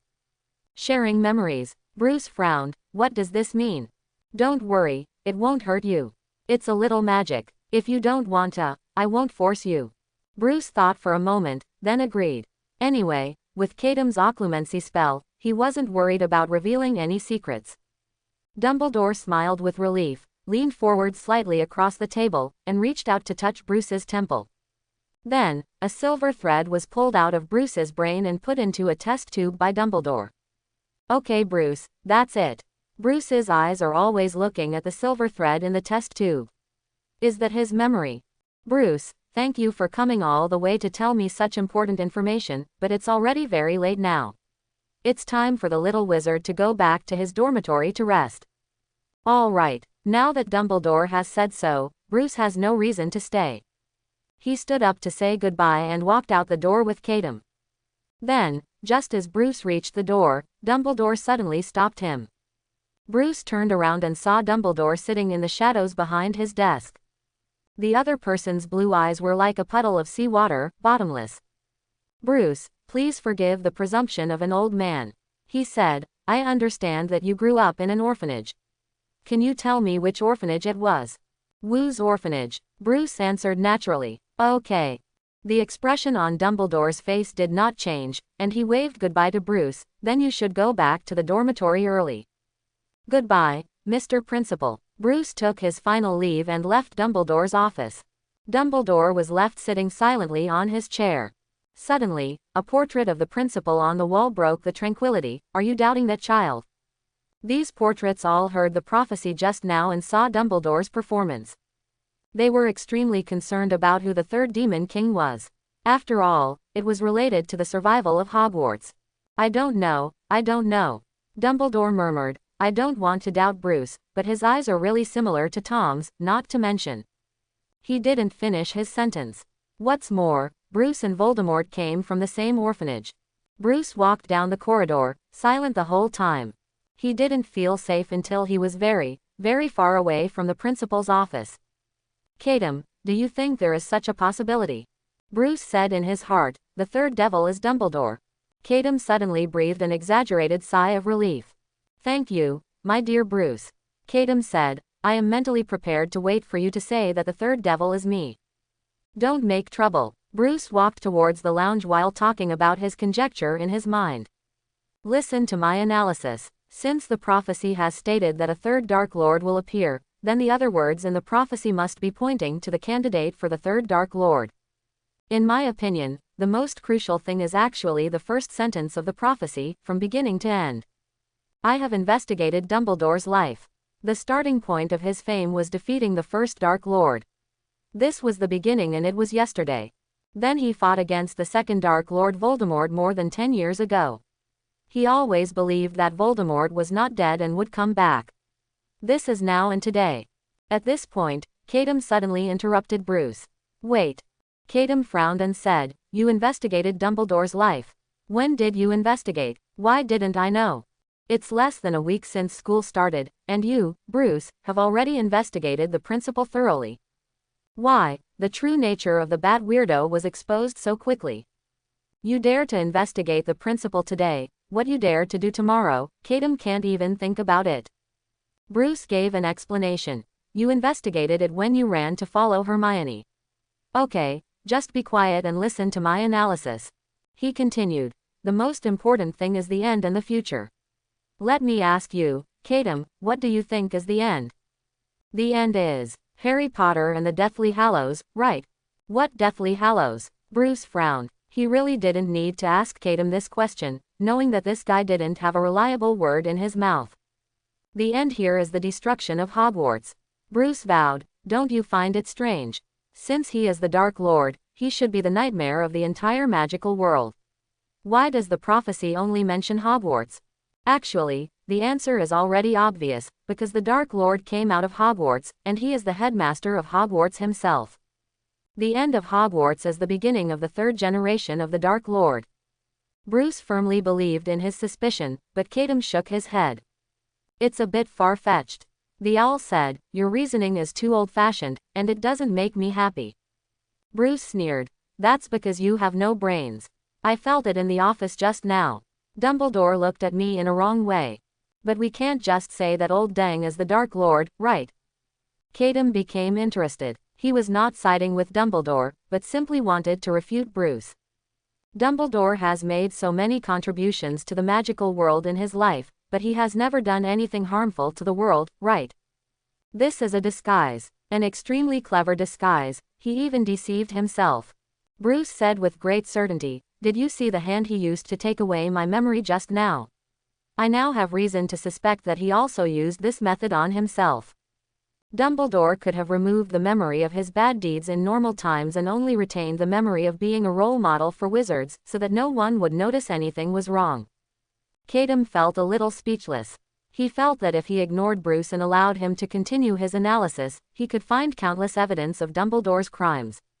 This is Batman. When he doubts you, he won't say that there is no doubt that the crime is innocent, but will first think of a way to beat the person up. Even if it turns out that he hit the wrong person, Batman will only ask, "Why do you act so suspicious and make me doubt you? It's time to fight." Okay, let's stop talking about it." Cadem finally didn't want to listen to Bruce anymore. "If you think Dumbledore is suspicious, then go investigate on your own. I feel that you and Rita Skeeter must have something in common." Bruce asked, "Who is Rita Skeeter?" "A female reporter." Cadem said casually, "Dedicate your life to discrediting Dumbledore. You two can become soulmates." When Bruce heard that he was just a reporter, Bruce immediately lost interest. He was almost at the break room. "By the way, you said you were going to the principal's office to find something. Did you find it?" "Found it. How did you find it so quickly? It only took so long." "The Demon King has his own methods, don't ask." Bruce soon discovered that Cadem didn't bring anything out of the principal's office. He just memorized a paragraph of text and has been studying it attentively since then. After thinking for a long time, Bruce felt that Cadem might have seen what he wanted when he looked at the Mirror of Arise. There is no second explanation. Time passed slowly, and life in Hogwarts College continued as usual. During this period of time, Dumbledore did not reveal his true potential, and Bruce could not find out the other party's crimes for a while. He handed the formula to Snape. When Snape got the formula, although he tried his best to hide it, Bruce still saw a hint of excitement at the corner of his mouth. "I don't know what I'm excited about." On the other side, Cadem was still researching enthusiastically at first, but after a while, his enthusiasm began to fade. "Destroyed," Cadem complained. I didn't expect that even reversing the process of making a Horcrux would still cost a life. Hearing this, Bruce's eyes suddenly turned bright. You want to kill someone? He does not allow this kind of behavior. You don't care whether I kill or not. Kadam first laughed at Bruce, and then sighed and said, actually, it doesn't have to be murder, as long as it is a life with high enough strength. After hearing this, Bruce felt relieved. Mr. Wei is kind-hearted and doesn't want others to kill people. After Kadam's enthusiasm for research dissipated, he turned his energy back to torturing Bruce. Before you know it, it's Halloween. On this day, the hall is already filled with colorful Halloween decorations. 1,000 bats fluttered on the walls and ceiling, and 1,000 more circled like low dark clouds over the dining table, making the candle flames flicker in the pumpkin's belly. Bruce is sitting in the hall, ready to start today's scientific eating. He looked around and saw that Hermione was not there. Did you overdo your self-study again? Bruce shook his head helplessly. During this period, Hermione kept complaining in his ear about how unreliable Gryffindor boys were. Wandering around late at night and getting into trouble everywhere are commonplace. The most important thing is that he is still very stupid and cannot learn the simplest spells. Let's pack some food for Hermione later. Just as Bruce was thinking this, Professor Quirrell suddenly rushed into the auditorium, his big scarf hanging crookedly on his head, his face full of horror. The troll, in the basement, thought you should know. After saying that, he fell to the floor and passed out. The auditorium suddenly became chaotic.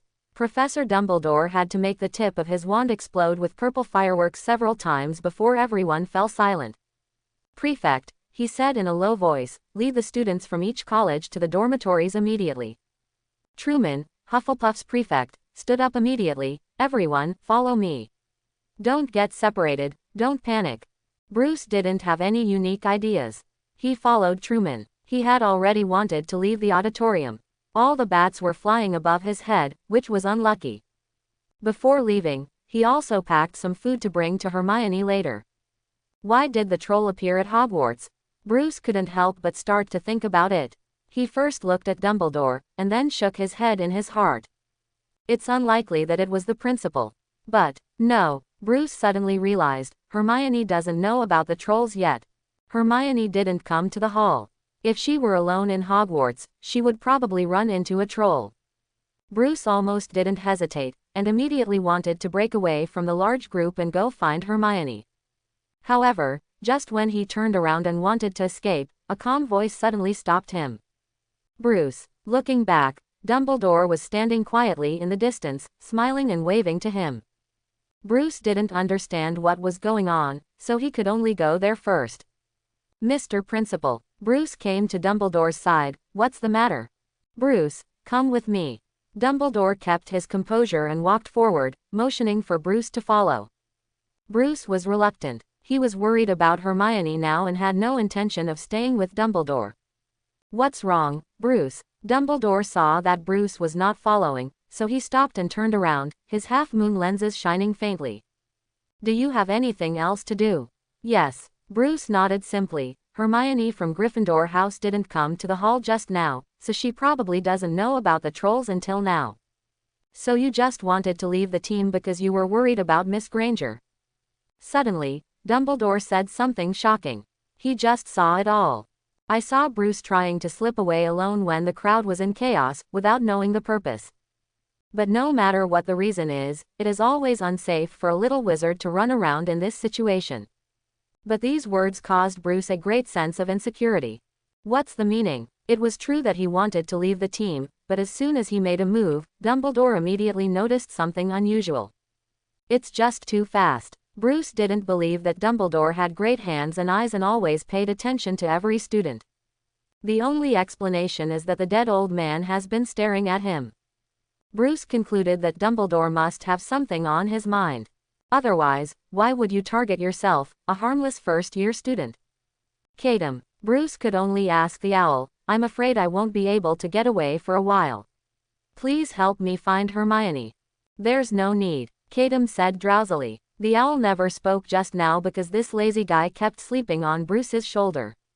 Kadam was half asleep and said vaguely, Hermione will be fine, at most she will be a little scared. He knows the plot. This is a bonding incident between the three protagonists. There is nothing to worry about. But Dumbledore on the other side felt a little strange because Bruce had never responded. Bruce, what's the problem?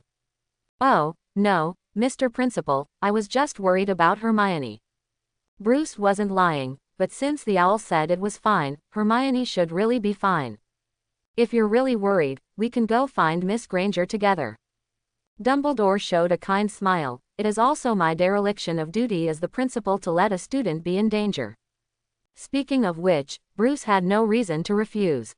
Okay then, Principal. Bruce followed Dumbledore's lead. There was no expression on his face, and he kept wondering why Dumbledore insisted on going with him. Then the more I thought about it, the more I felt that Dumbledore was not a good person. Bruce followed Dumbledore and searched all over the study room, but saw no trace of Hermione. But neither of them looked anxious. Bruce was assured by Cadem that Hermione would be fine. Dumbledore, on the other hand, always looked calm and in control. After searching everywhere but not finding Hermione, he suddenly said, Bruce, I suddenly remembered a past incident. Bruce said, what is it, Principal? That was probably 50 years ago. Dumbledore looked reminiscing. One year, Hogwarts also encountered such an incident. A monster appeared in Hogwarts and killed a female student. Bruce tensed up, not understanding why Dumbledore would mention such past events. Is he threatening himself? 50 years ago, Dumbledore could kill a female student, and 50 years later, he could easily kill a male student. Dumbledore continued. As for the murderer of that incident, I roughly guessed who it was at the time. He was a student at Hogwarts. I gave him a chance to confess to me, but he didn't say anything. After that student graduated, he turned the entire magical world upside down. I have always regretted this. If I had taken action earlier, many things might not have happened. After saying that, he lowered his head and looked at Bruce with an elusive look. What do you think a person would do when they encounter the same problem after making a wrong decision? I don't know, Principal. Bruce was extremely tense at this time. If Dumbledore dared to make any inappropriate move, he would immediately throw the owl on his shoulder into the old man's face, then turn around and run away. He can't defeat Dumbledore now, but that doesn't mean he has to sit back and wait for death. There was a hint of complexity in Dumbledore's eyes. Actually, I don't know either. Dumbledore sighed. Children have an unlimited future, so we can't jump to conclusions casually. After saying that, he raised his head and seemed to have made some important decision. Bruce, actually I noticed your talent a long time ago, and the teachers all spoke highly of you. Dumbledore said softly, I can't pretend I haven't seen such a good talent like you. Are you willing to come to my office every day from now on and learn something from me? Hearing this, the owl boy on Bruce's shoulder perked up.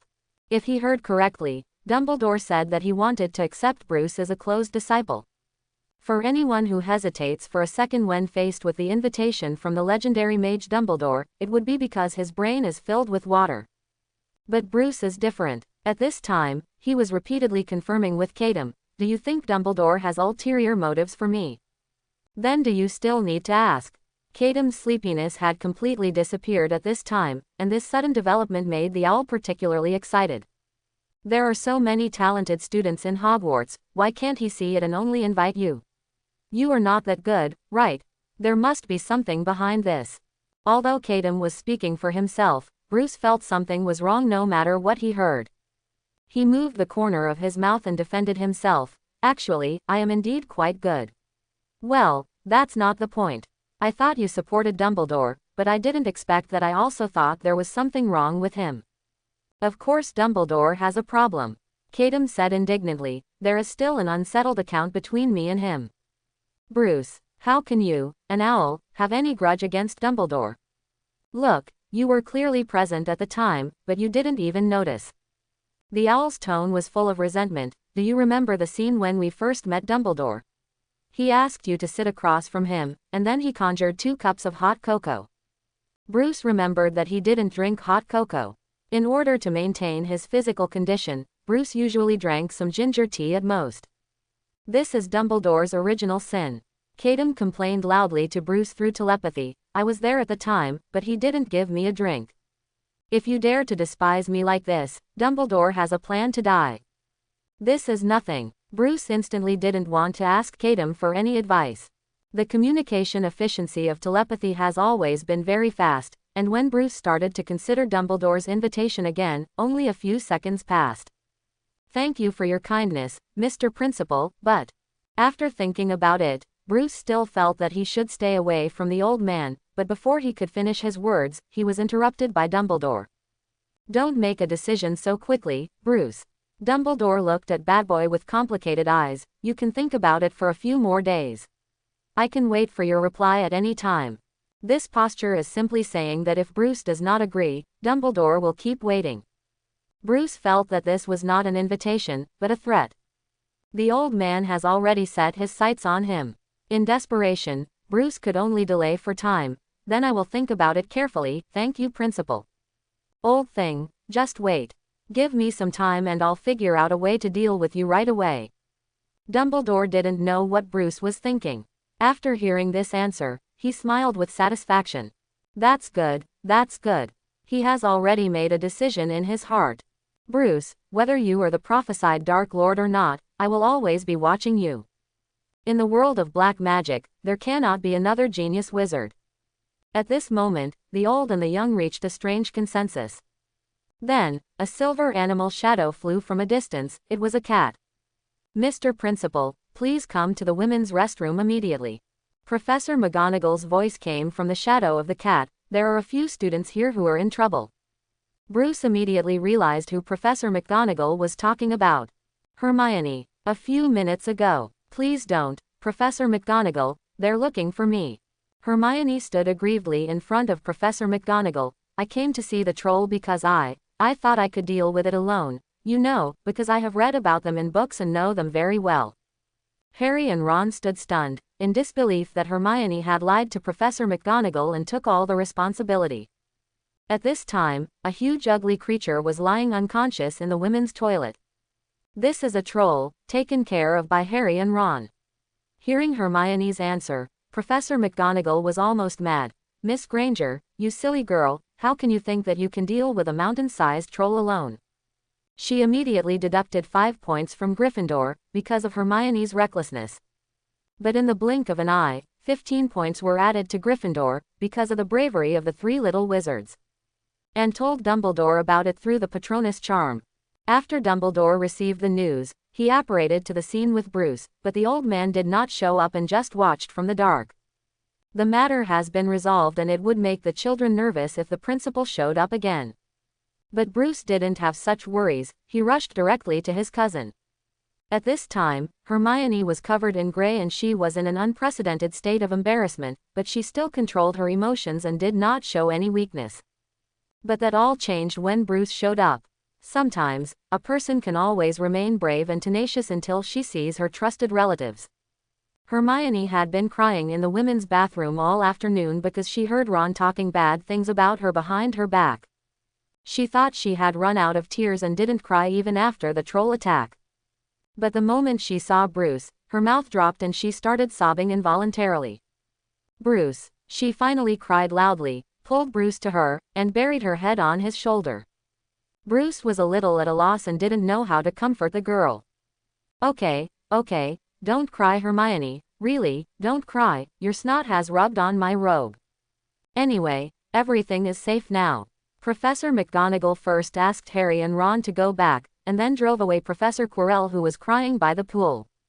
Finally, when Hermione was calmer, Bruce sent her back to Gryffindor Tower. When Bruce left the tower, Dumbledore was nowhere to be seen.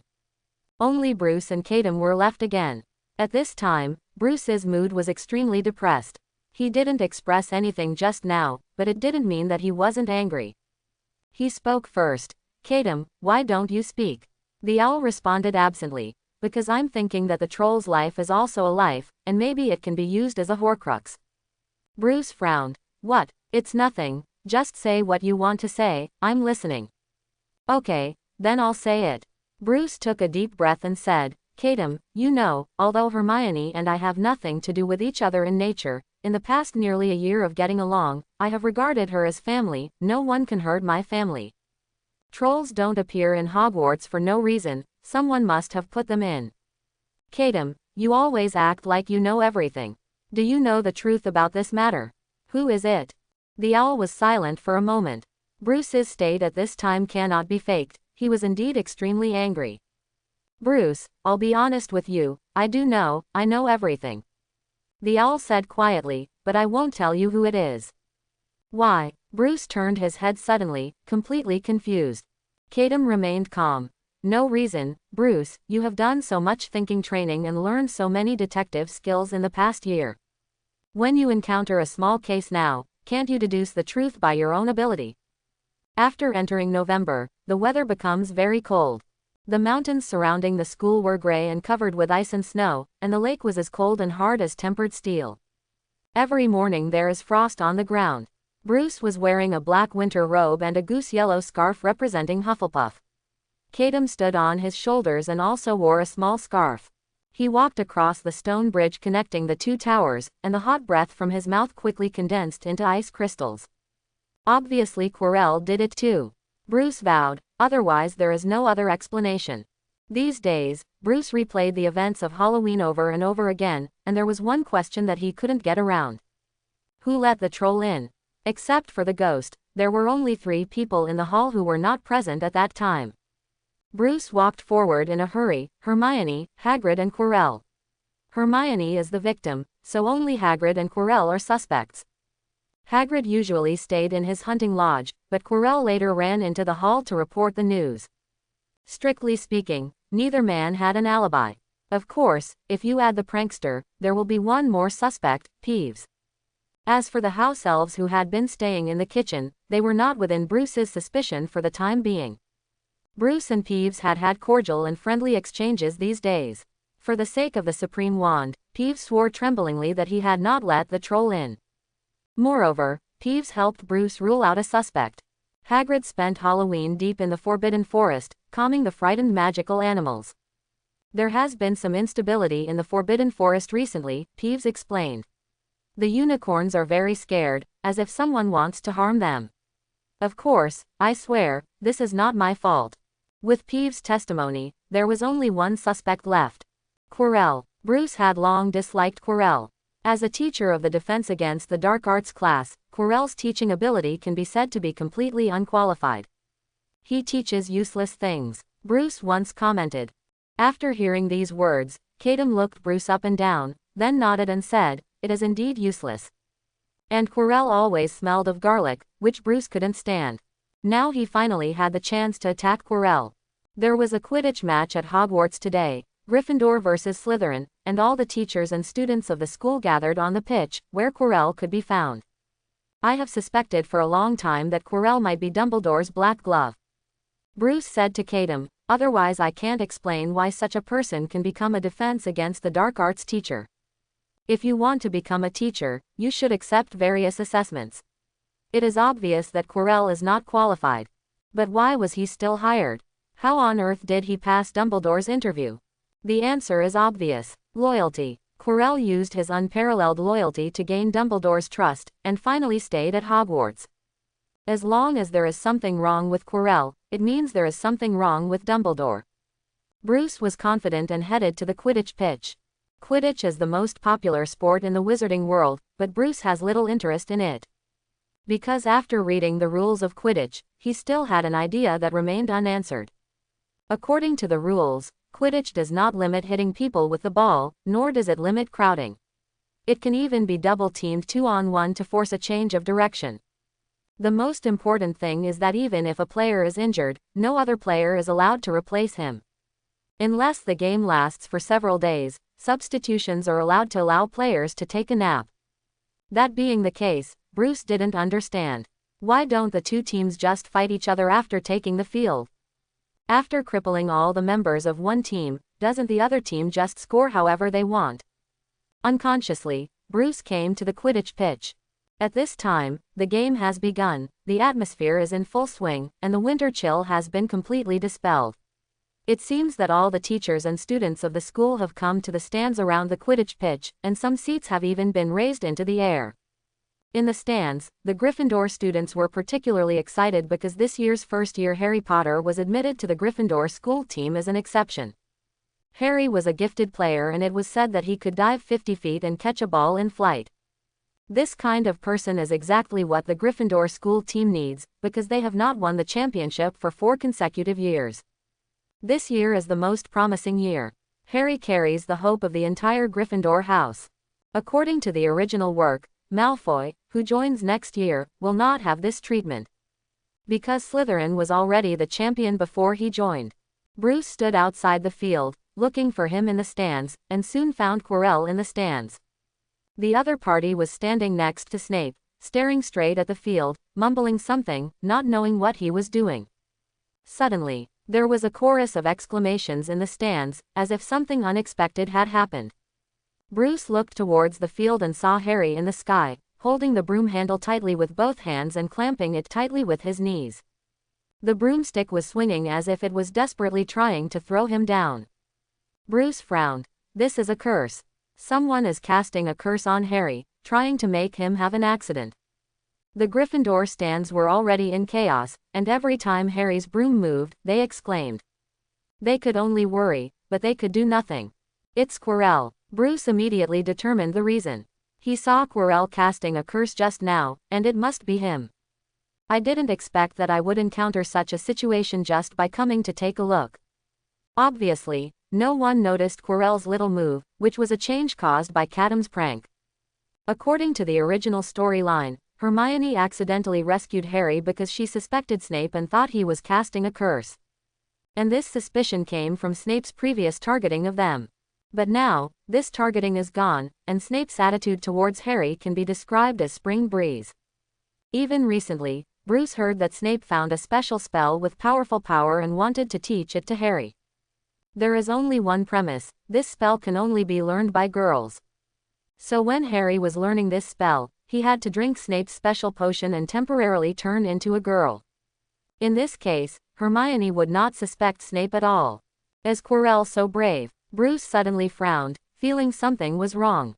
He couldn't think of any reason why Quirrell would target Harry in public. Unless he accepted someone's order. Cadam actually knew what Bruce was thinking. But he didn't offer any advice, and let Bruce go on. If he wanted to doubt Dumbledore, he could doubt it, and even if he did something radical, Cadam didn't stop him. Because this step would come sooner or later. Bruce was paranoid by nature, and he would not turn back until he hit the wall. Such a character, if you think about it in a positive way, is called being strong and unyielding. But if you think about it in a bad way, it is just being stubborn and not accepting any suggestions. When Cadam asked Bruce to investigate himself, he guessed that Bruce would definitely point the finger at Dumbledore in the end. Because he already had an answer in his mind, looking for clues based on the answer would only make him more certain of his answer in the end. In this case, Cadam simply ignored it. Young people always have to make mistakes in order to grow. Of course, if someone asks, what if Bruce is right? What else can he do? He can only be considered awesome. I'm going to stop Quirrell. Bruce said in a deep voice, I think there's more to this than meets the eye. If we continue to investigate, we'll find a big fish. Whatever you want. Cadam is now very easy to talk to. Just do it, I'll wait for you here. Aren't you going with me? Bruce was a little surprised. I won't go. Cadam shook his head. Don't worry, I will always support you. Even if you are against the whole world, I will stand firmly on your side. Bruce frowned, quite puzzled. Why should I be against the whole world? I'm just assuming. Cadam smiled and didn't respond to Bruce's words. You're getting weirder and weirder. Bruce finally said this, and slowly moved to the stands, approaching Quirrell. He didn't rush to take action, but listened carefully, trying to hear clearly what spell Quirrell was chanting. Gradually, he heard clearly. It's you, Bruce said viciously in his heart. He was completely sure that Quirrell was targeting Harry. Then, he couldn't help but look at Dumbledore not far away. The teachers were all sitting on the same platform. Why couldn't Dumbledore find out that Quirrell was abnormal? Old man, I'll settle this account with you later. Bruce put away his thoughts and focused on solving Quirrell's problem. First, he let the troll into the academy, and now he is doing bad things in public. There is no reason to forgive Quirrell. Bruce squatted down and gently hooked his fingers. Bright blue flames automatically ignited on Quirrell's robes. The other party immediately fell into panic and kept slapping the flames on his body. At this moment, Harry's broom on the field also returned to normal. Bruce slowly retreated into the shadows, ready to wait until the meeting was over, and then interrogate, "Oh no," asked Quirrell. And it was at this time that he realized a problem. My identity as a student seems a bit inconvenient. Even if Quirrell behaved very timidly, it would be difficult for him to be scared by a student, right? Bruce held his chin and thought slowly. Then he began to understand why his future self would have an identity in the Dark Knight. There are some things that are really not suitable for Bruce Wayne to do. In the Gryffindor stands, the audience's confidence returned. High in the air, Harry climbed back onto his broom. He dived quickly towards the ground, and then people saw him covering his mouth with his hands, as if he was going to vomit, and a golden object fell into his palm. It was the golden snitch. "I caught the snitch," Harry shouted, waving the ball high above his head. The Gryffindor audience instantly burst into cheers. "Great, Harry!" Hermione leaned out of the stands and waved vigorously. Then, she suddenly heard the cry of an owl in her ears. "Coo, Catum!" Hermione turned around and saw that Catum had come to her side without knowing when. "Why are you here? Is Bruce here too?" She picked up Catum and raised it above her head, like a mascot, celebrating Gryffindor's victory. "Coo coo coo." Catum was swung around in Hermione's hands, feeling dizzy. "I was careless and shouldn't have come. You and Bruce seem to have been in conflict recently." Hermione held Catum and followed the crowd to evacuate and leave the stadium. She said to Catum in the manner of a sister, "Has Bruce been bullying you? Tell me, I'll help you teach him a lesson." Catum didn't say anything. What could he say? Hermione wouldn't understand what he said. "Coo coo." The owl called twice casually, then lay on Hermione's shoulder, closed his eyes, and looked like he didn't care about the world. Bruce was a little crazy, and Catum was going to stay away from him for a few days. Until Bruce came up with his own answer. A few days later, Catum flew back to Bruce. "How's it going, Batboy?" Owl looked like he had met someone after a long time. "Did you find the answer?" "No." Bruce was a little indignant. "I was so unlucky that I didn't get a chance to be alone with Quirrell." After that, he told what happened in the past few days. After the Quidditch match, Bruce did not block Quirrell because the opponent was directly taken away by Snapdra. Bruce was not discouraged at the time and thought about finding another opportunity. But the next day, Quirrell directly asked for leave, and even the defense against the dark arts class was temporarily filled by Snape. This is also something that would not have happened before, but now it has happened. I heard that Quirrell's holiday was immediately after Christmas. Did he discover something? Bruce was a little confused, or Dumbledore discovered something. Catum was finally speechless. He couldn't help but said, "Bruce, how about we take our eyes away from Dumbledore first? As long as you don't keep looking at Dumbledore, Quirrell's little tricks are actually easy to expose." "Why?" Bruce asked. "I feel now that Dumbledore is the biggest suspect." "Okay, that's up to you." Catum didn't insist. Seeing that he couldn't persuade Bruce to return, he let him go. "Anyway, everything will be revealed after Christmas. Right or wrong, Bruce will know when the time comes. Get ready to tidy up, it's Christmas soon." Catum reminded, "You have to go back to Granger's house with Hermione." After hearing this, Bruce no longer cared about Dumbledore. In the past, he spent Christmases with Alfred in the empty Wayne Manor. That kind of loneliness is indescribable. This year can finally be different. Under this expectation, Bruce's attitude has softened a lot and is no longer so tit for tat. "Catum, do you really think I was wrong?" "I don't know, but," Catum said, suddenly taking out a crown from the feathers. "If you have any hesitation, you can reason again while wearing this crown. It can enhance your wisdom. I have solved the black magic above in the past few days, so you don't have to worry." In the past few days with Hermione, Catum has not been idle. Bruce looked quite disgusted when he saw that the severely rusted crown was still a girl's style. "I don't wear it, it's a girl's thing." Bruce refused. "You can wear it yourself." "I don't wear it either." Catum's reason was even stronger. "I'm already very smart and don't need this thing." Christmas is coming. On the eve of the festival, Hogwarts School woke up from a dream and found that the surroundings were covered with several feet of snow and the lake was covered with hard ice. The hall has been decorated for Christmas. The walls were covered with hanging ribbons of holly and mistletoe, and a dozen towering Christmas trees stood around. Some of the trees were hung with shiny icicles, and some were lit with hundreds of candles. Hermione walked into the great hall wrapped in a scarf, where Harry and Ron were playing wizard chess. "Don't be crazy. When I'm away, you must remember to continue to look for news about Nico Flamel." Before leaving Hogwarts, Hermione warned, "Send an owl to tell me if you find anything." "Are you going back now?" Ron looked behind Hermione. "You haven't even packed your luggage." "I already packed it, I just didn't take it with me," Hermione said. "Someone will help me carry it onto the train." Bruce dragged 2 suitcases into the compartment of the Hogwarts train.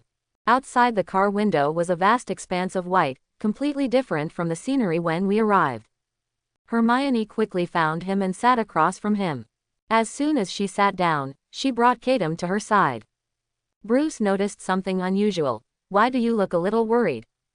"It's about school," Hermione sighed. "Recently we discovered that someone may want to do harm to Hogwarts." "Who?" Bruce asked casually. "Professor Quirrell."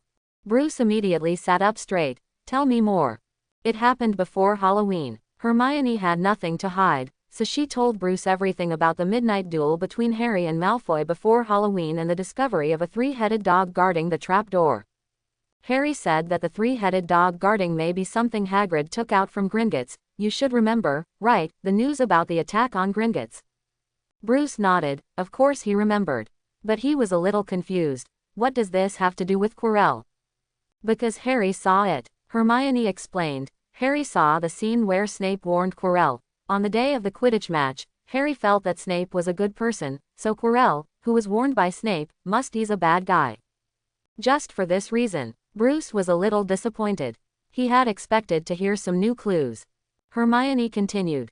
"Then we learned from Hagrid that the thing guarded by the 3-headed dog was the secret of Dumbledore and a man named Nico Flamel.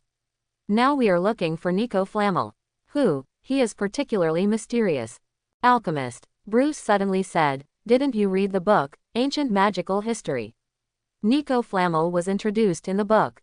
And he took out a magic picture from his pocket, which showed the evil dark wizard Dumbledore. The main achievements of Dumbledore's life are recorded behind the picture. In 1945, he defeated the dark wizard Grindelwald and discovered the 12 uses of fire dragon blood. He and his partner Nico Flamel were very effective in alchemy. Hermione jumped up immediately. She was so excited that she threw Katem away. She remembered. "Why didn't I remember it before?" Hermione said excitedly. "Nicholas Flamel is the only known maker of the Philosopher's Stone." She turned to get out of the car and tell her friends about this discovery. However, at this moment, the train whistle sounded and slowly started to move. "Go back and use the owl to send messages." Bruce looked very calm at this time. "Or you can wait until you return to school and have a good Christmas." As he said this, his heart was filled with waves. Great, he finally found the truth. Dumbledore's goal is the Sorcerer's Stone. The Philosopher's Stone is a magical substance with amazing functions.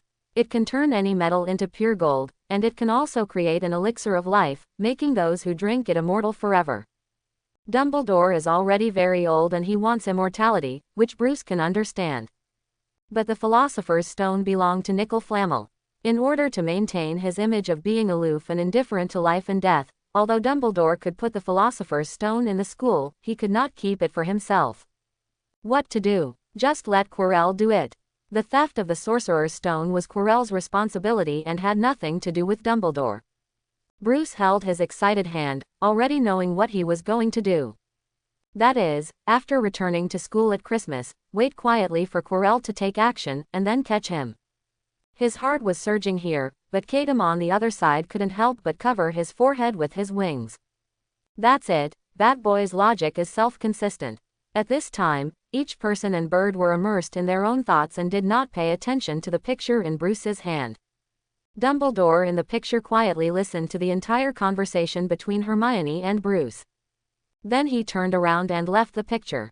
The train whirred quickly and soon arrived at station 9 3/4. When Bruce and Hermione walked out of the platform, Mr. and Mrs. Granger were already waiting there with smiles on their faces. "Mother!" Hermione immediately pounced on him. Meanwhile, in a nondescript house in London, the rooms are steaming with heat. In the middle of the room, rich food was stewed in a pot. Eat, eat, eat. The dark wizard Gibbon held the spoon and scooped another bowl full of stew for himself. Then someone cursed, "Save some for me." There were two people sitting next to the stewpot, Jason and Lupine. They are the League of the Undesirables. As Christmas approaches, the three of them have temporarily shelved their evil plans and are ready to spend the holidays in peace. Lupine sighed as he held the hot stew. On previous Christmases, he would buy some bread and dry ham alone and then leave. But this year is different. I can eat such a sumptuous meal. It was all thanks to Jason that he was able to get the money and improve Lupine's life. As for where the money came from, that's pretty much it. Don't ask if you shouldn't. Lu Ping was still sighing when suddenly, someone knocked on their door. Jason immediately pulled out the two guns on his waist. Who?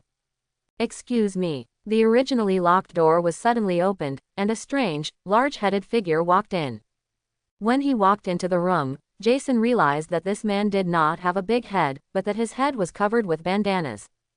"Hello, you three," the man said with a smile. "My name is Quirrell, and I am a professor at Hogwarts. I have heard of their names for a long time, but unfortunately I have never had the chance to meet them." Jason's finger was already on the trigger. "Oh. Why do you want to see us?"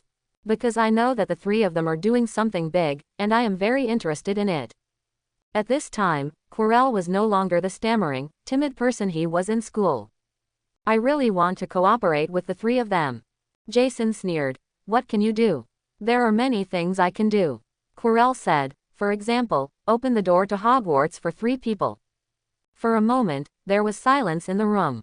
Jason was silent for a moment, then raised his head and pointed at the stew pot. "Do you want a bowl?"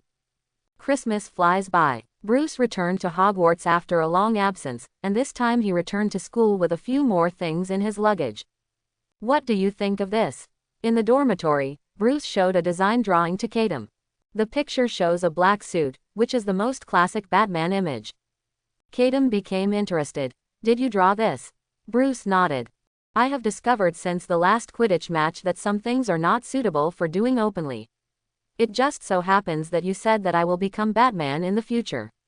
I also recognize this identity, so it is natural to design a suit." Katum looked at the set of blueprints carefully. Yes, the suit designed by Bruce himself is exactly the same as Batman's classic image. Al once thought that the first thing Bruce designed would be the original Batsuit, the 1939 version. One characteristic of the original version of the Batsuit was that the ears on the hood were not on the top of the head, but on the sides. In other words, the earliest Batman had a bare semicircle on his head, and a pair of pointed ears on both sides. It looks a little funny. This strange image was quickly refined and transformed into the classic look we are now well known for. Now Bruce's design is in place in one step, and Batman has arrived. Katum has no objections. This design is quite good. Then he asked, "So you want to make your own clothes?" "No need to bother." Bruce shook his head, took out the black cloth prepared in his luggage, and threw it into the sky. The black cloth automatically began to weave and sew. Soon, a complete suit fell into Bruce's hands. The suit fit perfectly, and Bruce didn't feel any discomfort after putting it on. Not bad. At this time, in front of Katum, Bruce has officially become Batman, but there is just one small problem. Bruce is 11 years old and wears a bat suit. It looks a bit like a kid going out asking for candy on Halloween. I'll just say it's not bad so no one knows who I am. Bruce turned around in front of a floor-to-ceiling mirror, looking at his current appearance, and the more he looked at it, the more satisfied he became. Very handsome. From now on, I am Batman. Bruce suddenly lowered his voice and said in a deep voice, "Any crime will be brought to justice." However, at this time, Katum suddenly asked, "Are you really ready?" Bruce was stunned. "What do you mean?" "Nothing." Katum shook his head. "You have to take this step sooner or later. As for the price of wearing a cloak, you will slowly experience it later." In the days that followed, Bruce put away his suit and acted as if nothing had happened. He was still a good student at Hogwarts, and no one knew he wanted to kill the headmaster. Bruce was waiting for the moment Dumbledore would reveal his true nature. But what he didn't know was that Dumbledore was waiting too. The two of them kept it secret until something unexpected happened and broke the tranquility of Hogwarts. In the hunting grounds of Hogwarts, a ragged man suddenly broke into Hagrid's hut. Help! He was unkempt and his face was dusty. Let me enter the castle and let me see Dumbledore. I have something important to say. Hurry, or it will be too late. Hagrid quickly recognized the man's identity. Remus. Hagrid was shocked. How did you become like this? His impression of Lupin was still the same as it was in the Order of the Phoenix 10 years ago. Later, Hagrid also heard that Lupin's life was not very good, but he did not expect it to be so miserable. It's too late, it's too late. Lupin shed 2 lines of tears and kept repenting. I'm sorry Dumbledore, I did something wrong, I found those things with them. After saying that, he rolled his eyes and fainted. It seemed that this period of escape had exhausted all his energy. The last thing he heard was Hagrid's panicked cry, Remus. A few minutes later, Dumbledore arrived at the hunter's cabin. He checked the unconscious Lupin and shook his head. He seemed to have suffered some kind of attack, not fatal, but critical. Dumbledore gently smoothed Lupin's messy hair. His memory was disrupted. He only knows that there is something he wants me to know, but what exactly it is, that memory has been erased. Hagrid was frightened when he heard this. He had a premonition that something big was about to happen. It could be today. Hagrid, please keep today's matters a secret. During this time, it's up to you to take care of Remus. Dumbledore stood up from the bed and walked slowly to the door. I will be leaving Hogwarts in the next few days. Hagrid didn't know why. Isn't the current situation very critical? As the backbone of Hogwarts, how could Dumbledore leave? But the question remains unanswered. Dumbledore left the hunter's cabin and sighed lightly. There were some things that he didn't tell Hagrid. From Lupin's memory, he saw the figure of a young man. Always wearing a leather jacket with 2 guns hanging on his waist, that is Jason, the founder of the Unwelcome Alliance. In Jason's mouth, a name would always be mentioned intentionally or unintentionally. Bruce Wayne. I had no idea there was a connection between these 2 people. Dumbledore raised his head and remembered the scene he had seen through the picture. Bruce knew the existence of the Sorcerer's Stone and the location of its storage. Something was wrong with Bruce at the time. He was too calm and didn't seem to be interested in the Philosopher's Stone at all. This is not the reaction an 11-year-old should have. This made Dumbledore suspect that Bruce just wanted the Sorcerer's Stone. In that case, then I will create opportunities for you. Dumbledore walked forward slowly, and then in the blink of an eye, his figure disappeared on the spot and was never seen again. I heard Dumbledore left school. Bruce jumped up from the bed and vowed to Caedum, there will be no mistake. He started to attack. Caedum was so sleepy that he didn't even understand what Bruce was saying. Dumbledore left school to avoid suspicion. Bruce analyzed confidently, then Quirrell will take action and steal the Sorcerer's Stone. This way no one will be able to suspect Dumbledore. What a good plan. Bruce secretly admired in his heart. Fortunately, Hogwarts had him, and he could see Dumbledore's conspiracy at a glance. As expected of me, Bruce grabbed the owl and lifted the Batman suit with the other hand. Just tonight, he will catch Quirrell. It's really sick. Caedum was getting more and more unhappy as he was being carried all the way. Bruce is now not only paranoid, but also reckless. He also lacks basic respect for himself and carries him around like a pet. If you ever face Voldemort later, don't ask for help. I appreciate your spirit of perseverance, but have you ever thought about one thing? Caedum tried to turn over and return to Bruce's shoulder.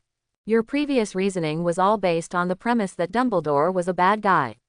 What if he wasn't? I think the evidence is already very clear. Bruce said, have you ever thought about the most crucial thing? Since it is the Dark Lord who can destroy Hogwarts, he must be stronger than Principal Dumbledore, right? Is there anyone stronger than Dumbledore in the magic world now? If he didn't know the plot, Caedum felt that he might also be convinced. So he decided to change his perspective. The guarding of the Philosopher's Stone is full of difficulties. Do you have a way to solve it? For example, what about the huge 3-headed dog? You don't have to worry about this. Bruce's eyes were unprecedentedly confident. Quirrell will help me solve it. And since he has decided to take action, he is naturally prepared. After that, Bruce put on the Batman mask. A few seconds later, he came to the corridor outside the 4th floor. The door had opened a crack. How is it? See it, Bruce whispered, Killua is here. He gently pushed the door open, and with the creaking sound of the door opening, a huge snoring sound came from the room, and at the same time, there was a melodious harp sound. Bruce entered the room and saw that the three-headed dog was sleeping soundly, and there was an automatic harp beside him. At the feet of the three-headed dog, there was an open trapdoor. I'll trouble you now. Bruce turned his head and said to Katem. Katem suddenly had a bad premonition. Sure enough, the next second, he was grabbed by Bruce and thrown into the trapdoor. How is it? Bruce asked while lying at the trapdoor, is it deep down there? Come down. Katem's voice seemed a little weak, it's a soft landing down there. Hearing this, Bruce felt relieved. He jumped down from the trapdoor and landed on the thick vines. Devil's Snare. Bruce immediately recognized the plant and thought of a solution. Before the devil's snare could wrap around him, Bruce cast a spell, and a blue bellflower-like flame ignited, burning the devil's snare to ashes. Let's go. Bruce said hello to Katem and walked into the stone corridor. In order to protect the Philosopher's Stone, each teacher set a level. Hagrid's three-headed dog, Professor Sprout's devil's snare, Professor Flitwick's flying key, Professor McGonagall's giant chessboard, Quirrell's troll, and Professor Snape's life and death potion. Each level is difficult and can bring endless surprises to the invaders. But these are not a problem for Bruce now. The room Bruce entered later was full of winged keys, and only one of them could lead to the next level. Bruce's answer to this question was also very simple. Petrify all. As soon as this spell came out, all the keys were fixed in place. Bruce sat on the flying broom next to him and easily took the correct key. After passing this level, he came to the giant chessboard. This was not a difficult task for Bruce. He could win the chess that Ron could win. After passing this level, it was the troll level set by Quirrell. But Quirrell had solved it himself. The troll lay motionless on the floor in front of him, unconscious, with a bloody lump on his head. Bruce walked past the troll. In the next level, a magic flame blocked his way. To pass the flame, he needed to solve a thinking problem and drink the correct potion. This logic problem may be difficult for wizards. But for Bruce, it's a piece of cake. After passing many levels, Bruce finally came to the last room. In the center of the room, a huge magic mirror stood. It was the mirror of Arise. In front of the mirror, there was already someone standing there. As Bruce expected, it was indeed Quirrell. Quirrell, Bruce, wearing a Batman suit, slowly stepped forward. Your days of doing bad things for Dumbledore are over, give me the Philosopher's Stone. Quirrell slowly turned his head and saw a strangely dressed man standing in front of him. He frowned. Bruce Wayne. Huh. Bruce was stunned. How did you recognize me? Hasn't he disguised himself? Because of that owl. Quirrell naturally pointed at Bruce's shoulder. Have you been with it for too long and automatically ignored its existence? Bruce turned his head expressionlessly and looked at Katem. What does it have to do with me? Katem felt very wronged. How about I also wear a mask next time? Okay, stop talking nonsense. Bruce waved his hand and said in a deep voice, Quirrell, give me the Philosopher's Stone. You want this? Hearing this, Quirrell slowly raised his hand, and a dark red crystal flashed at his fingertips. Katem's brows suddenly sank. Why did Quirrell get the Philosopher's Stone? Dumbledore thought he had set up such powerful protections. There was a sneer on the corner of Quirrell's mouth. Only those who hope to find the Philosopher's Stone but don't use it can get it from the mirror. It's really interesting. If it weren't for the fact that I already have something better, I might really can't get it. What did you say? Bruce suddenly didn't understand. What is Dumbledore's protection? Aren't Quirrell and Dumbledore on the same side? You must be dumbfounded. Katem suddenly sighed. Owl has imagined this scene many times, and he has been thinking that when Bruce finds out that he is wrong, he will laugh at him. But now that it really happened, Katem was not in the mood to laugh at Bruce. Because Bruce himself has fallen into huge self-doubt. Is Dumbledore a good person? Bruce couldn't believe it. He murmured to himself, but my reasoning should be correct. Because you were not reasoning before, but proving. Katem said, all the clues you look for are to prove the results you believe. This is the disadvantage of being too paranoid. It doesn't matter, Bruce, let's just not make this kind of mistake in the future. After Katem finished speaking, he looked at Quirrell.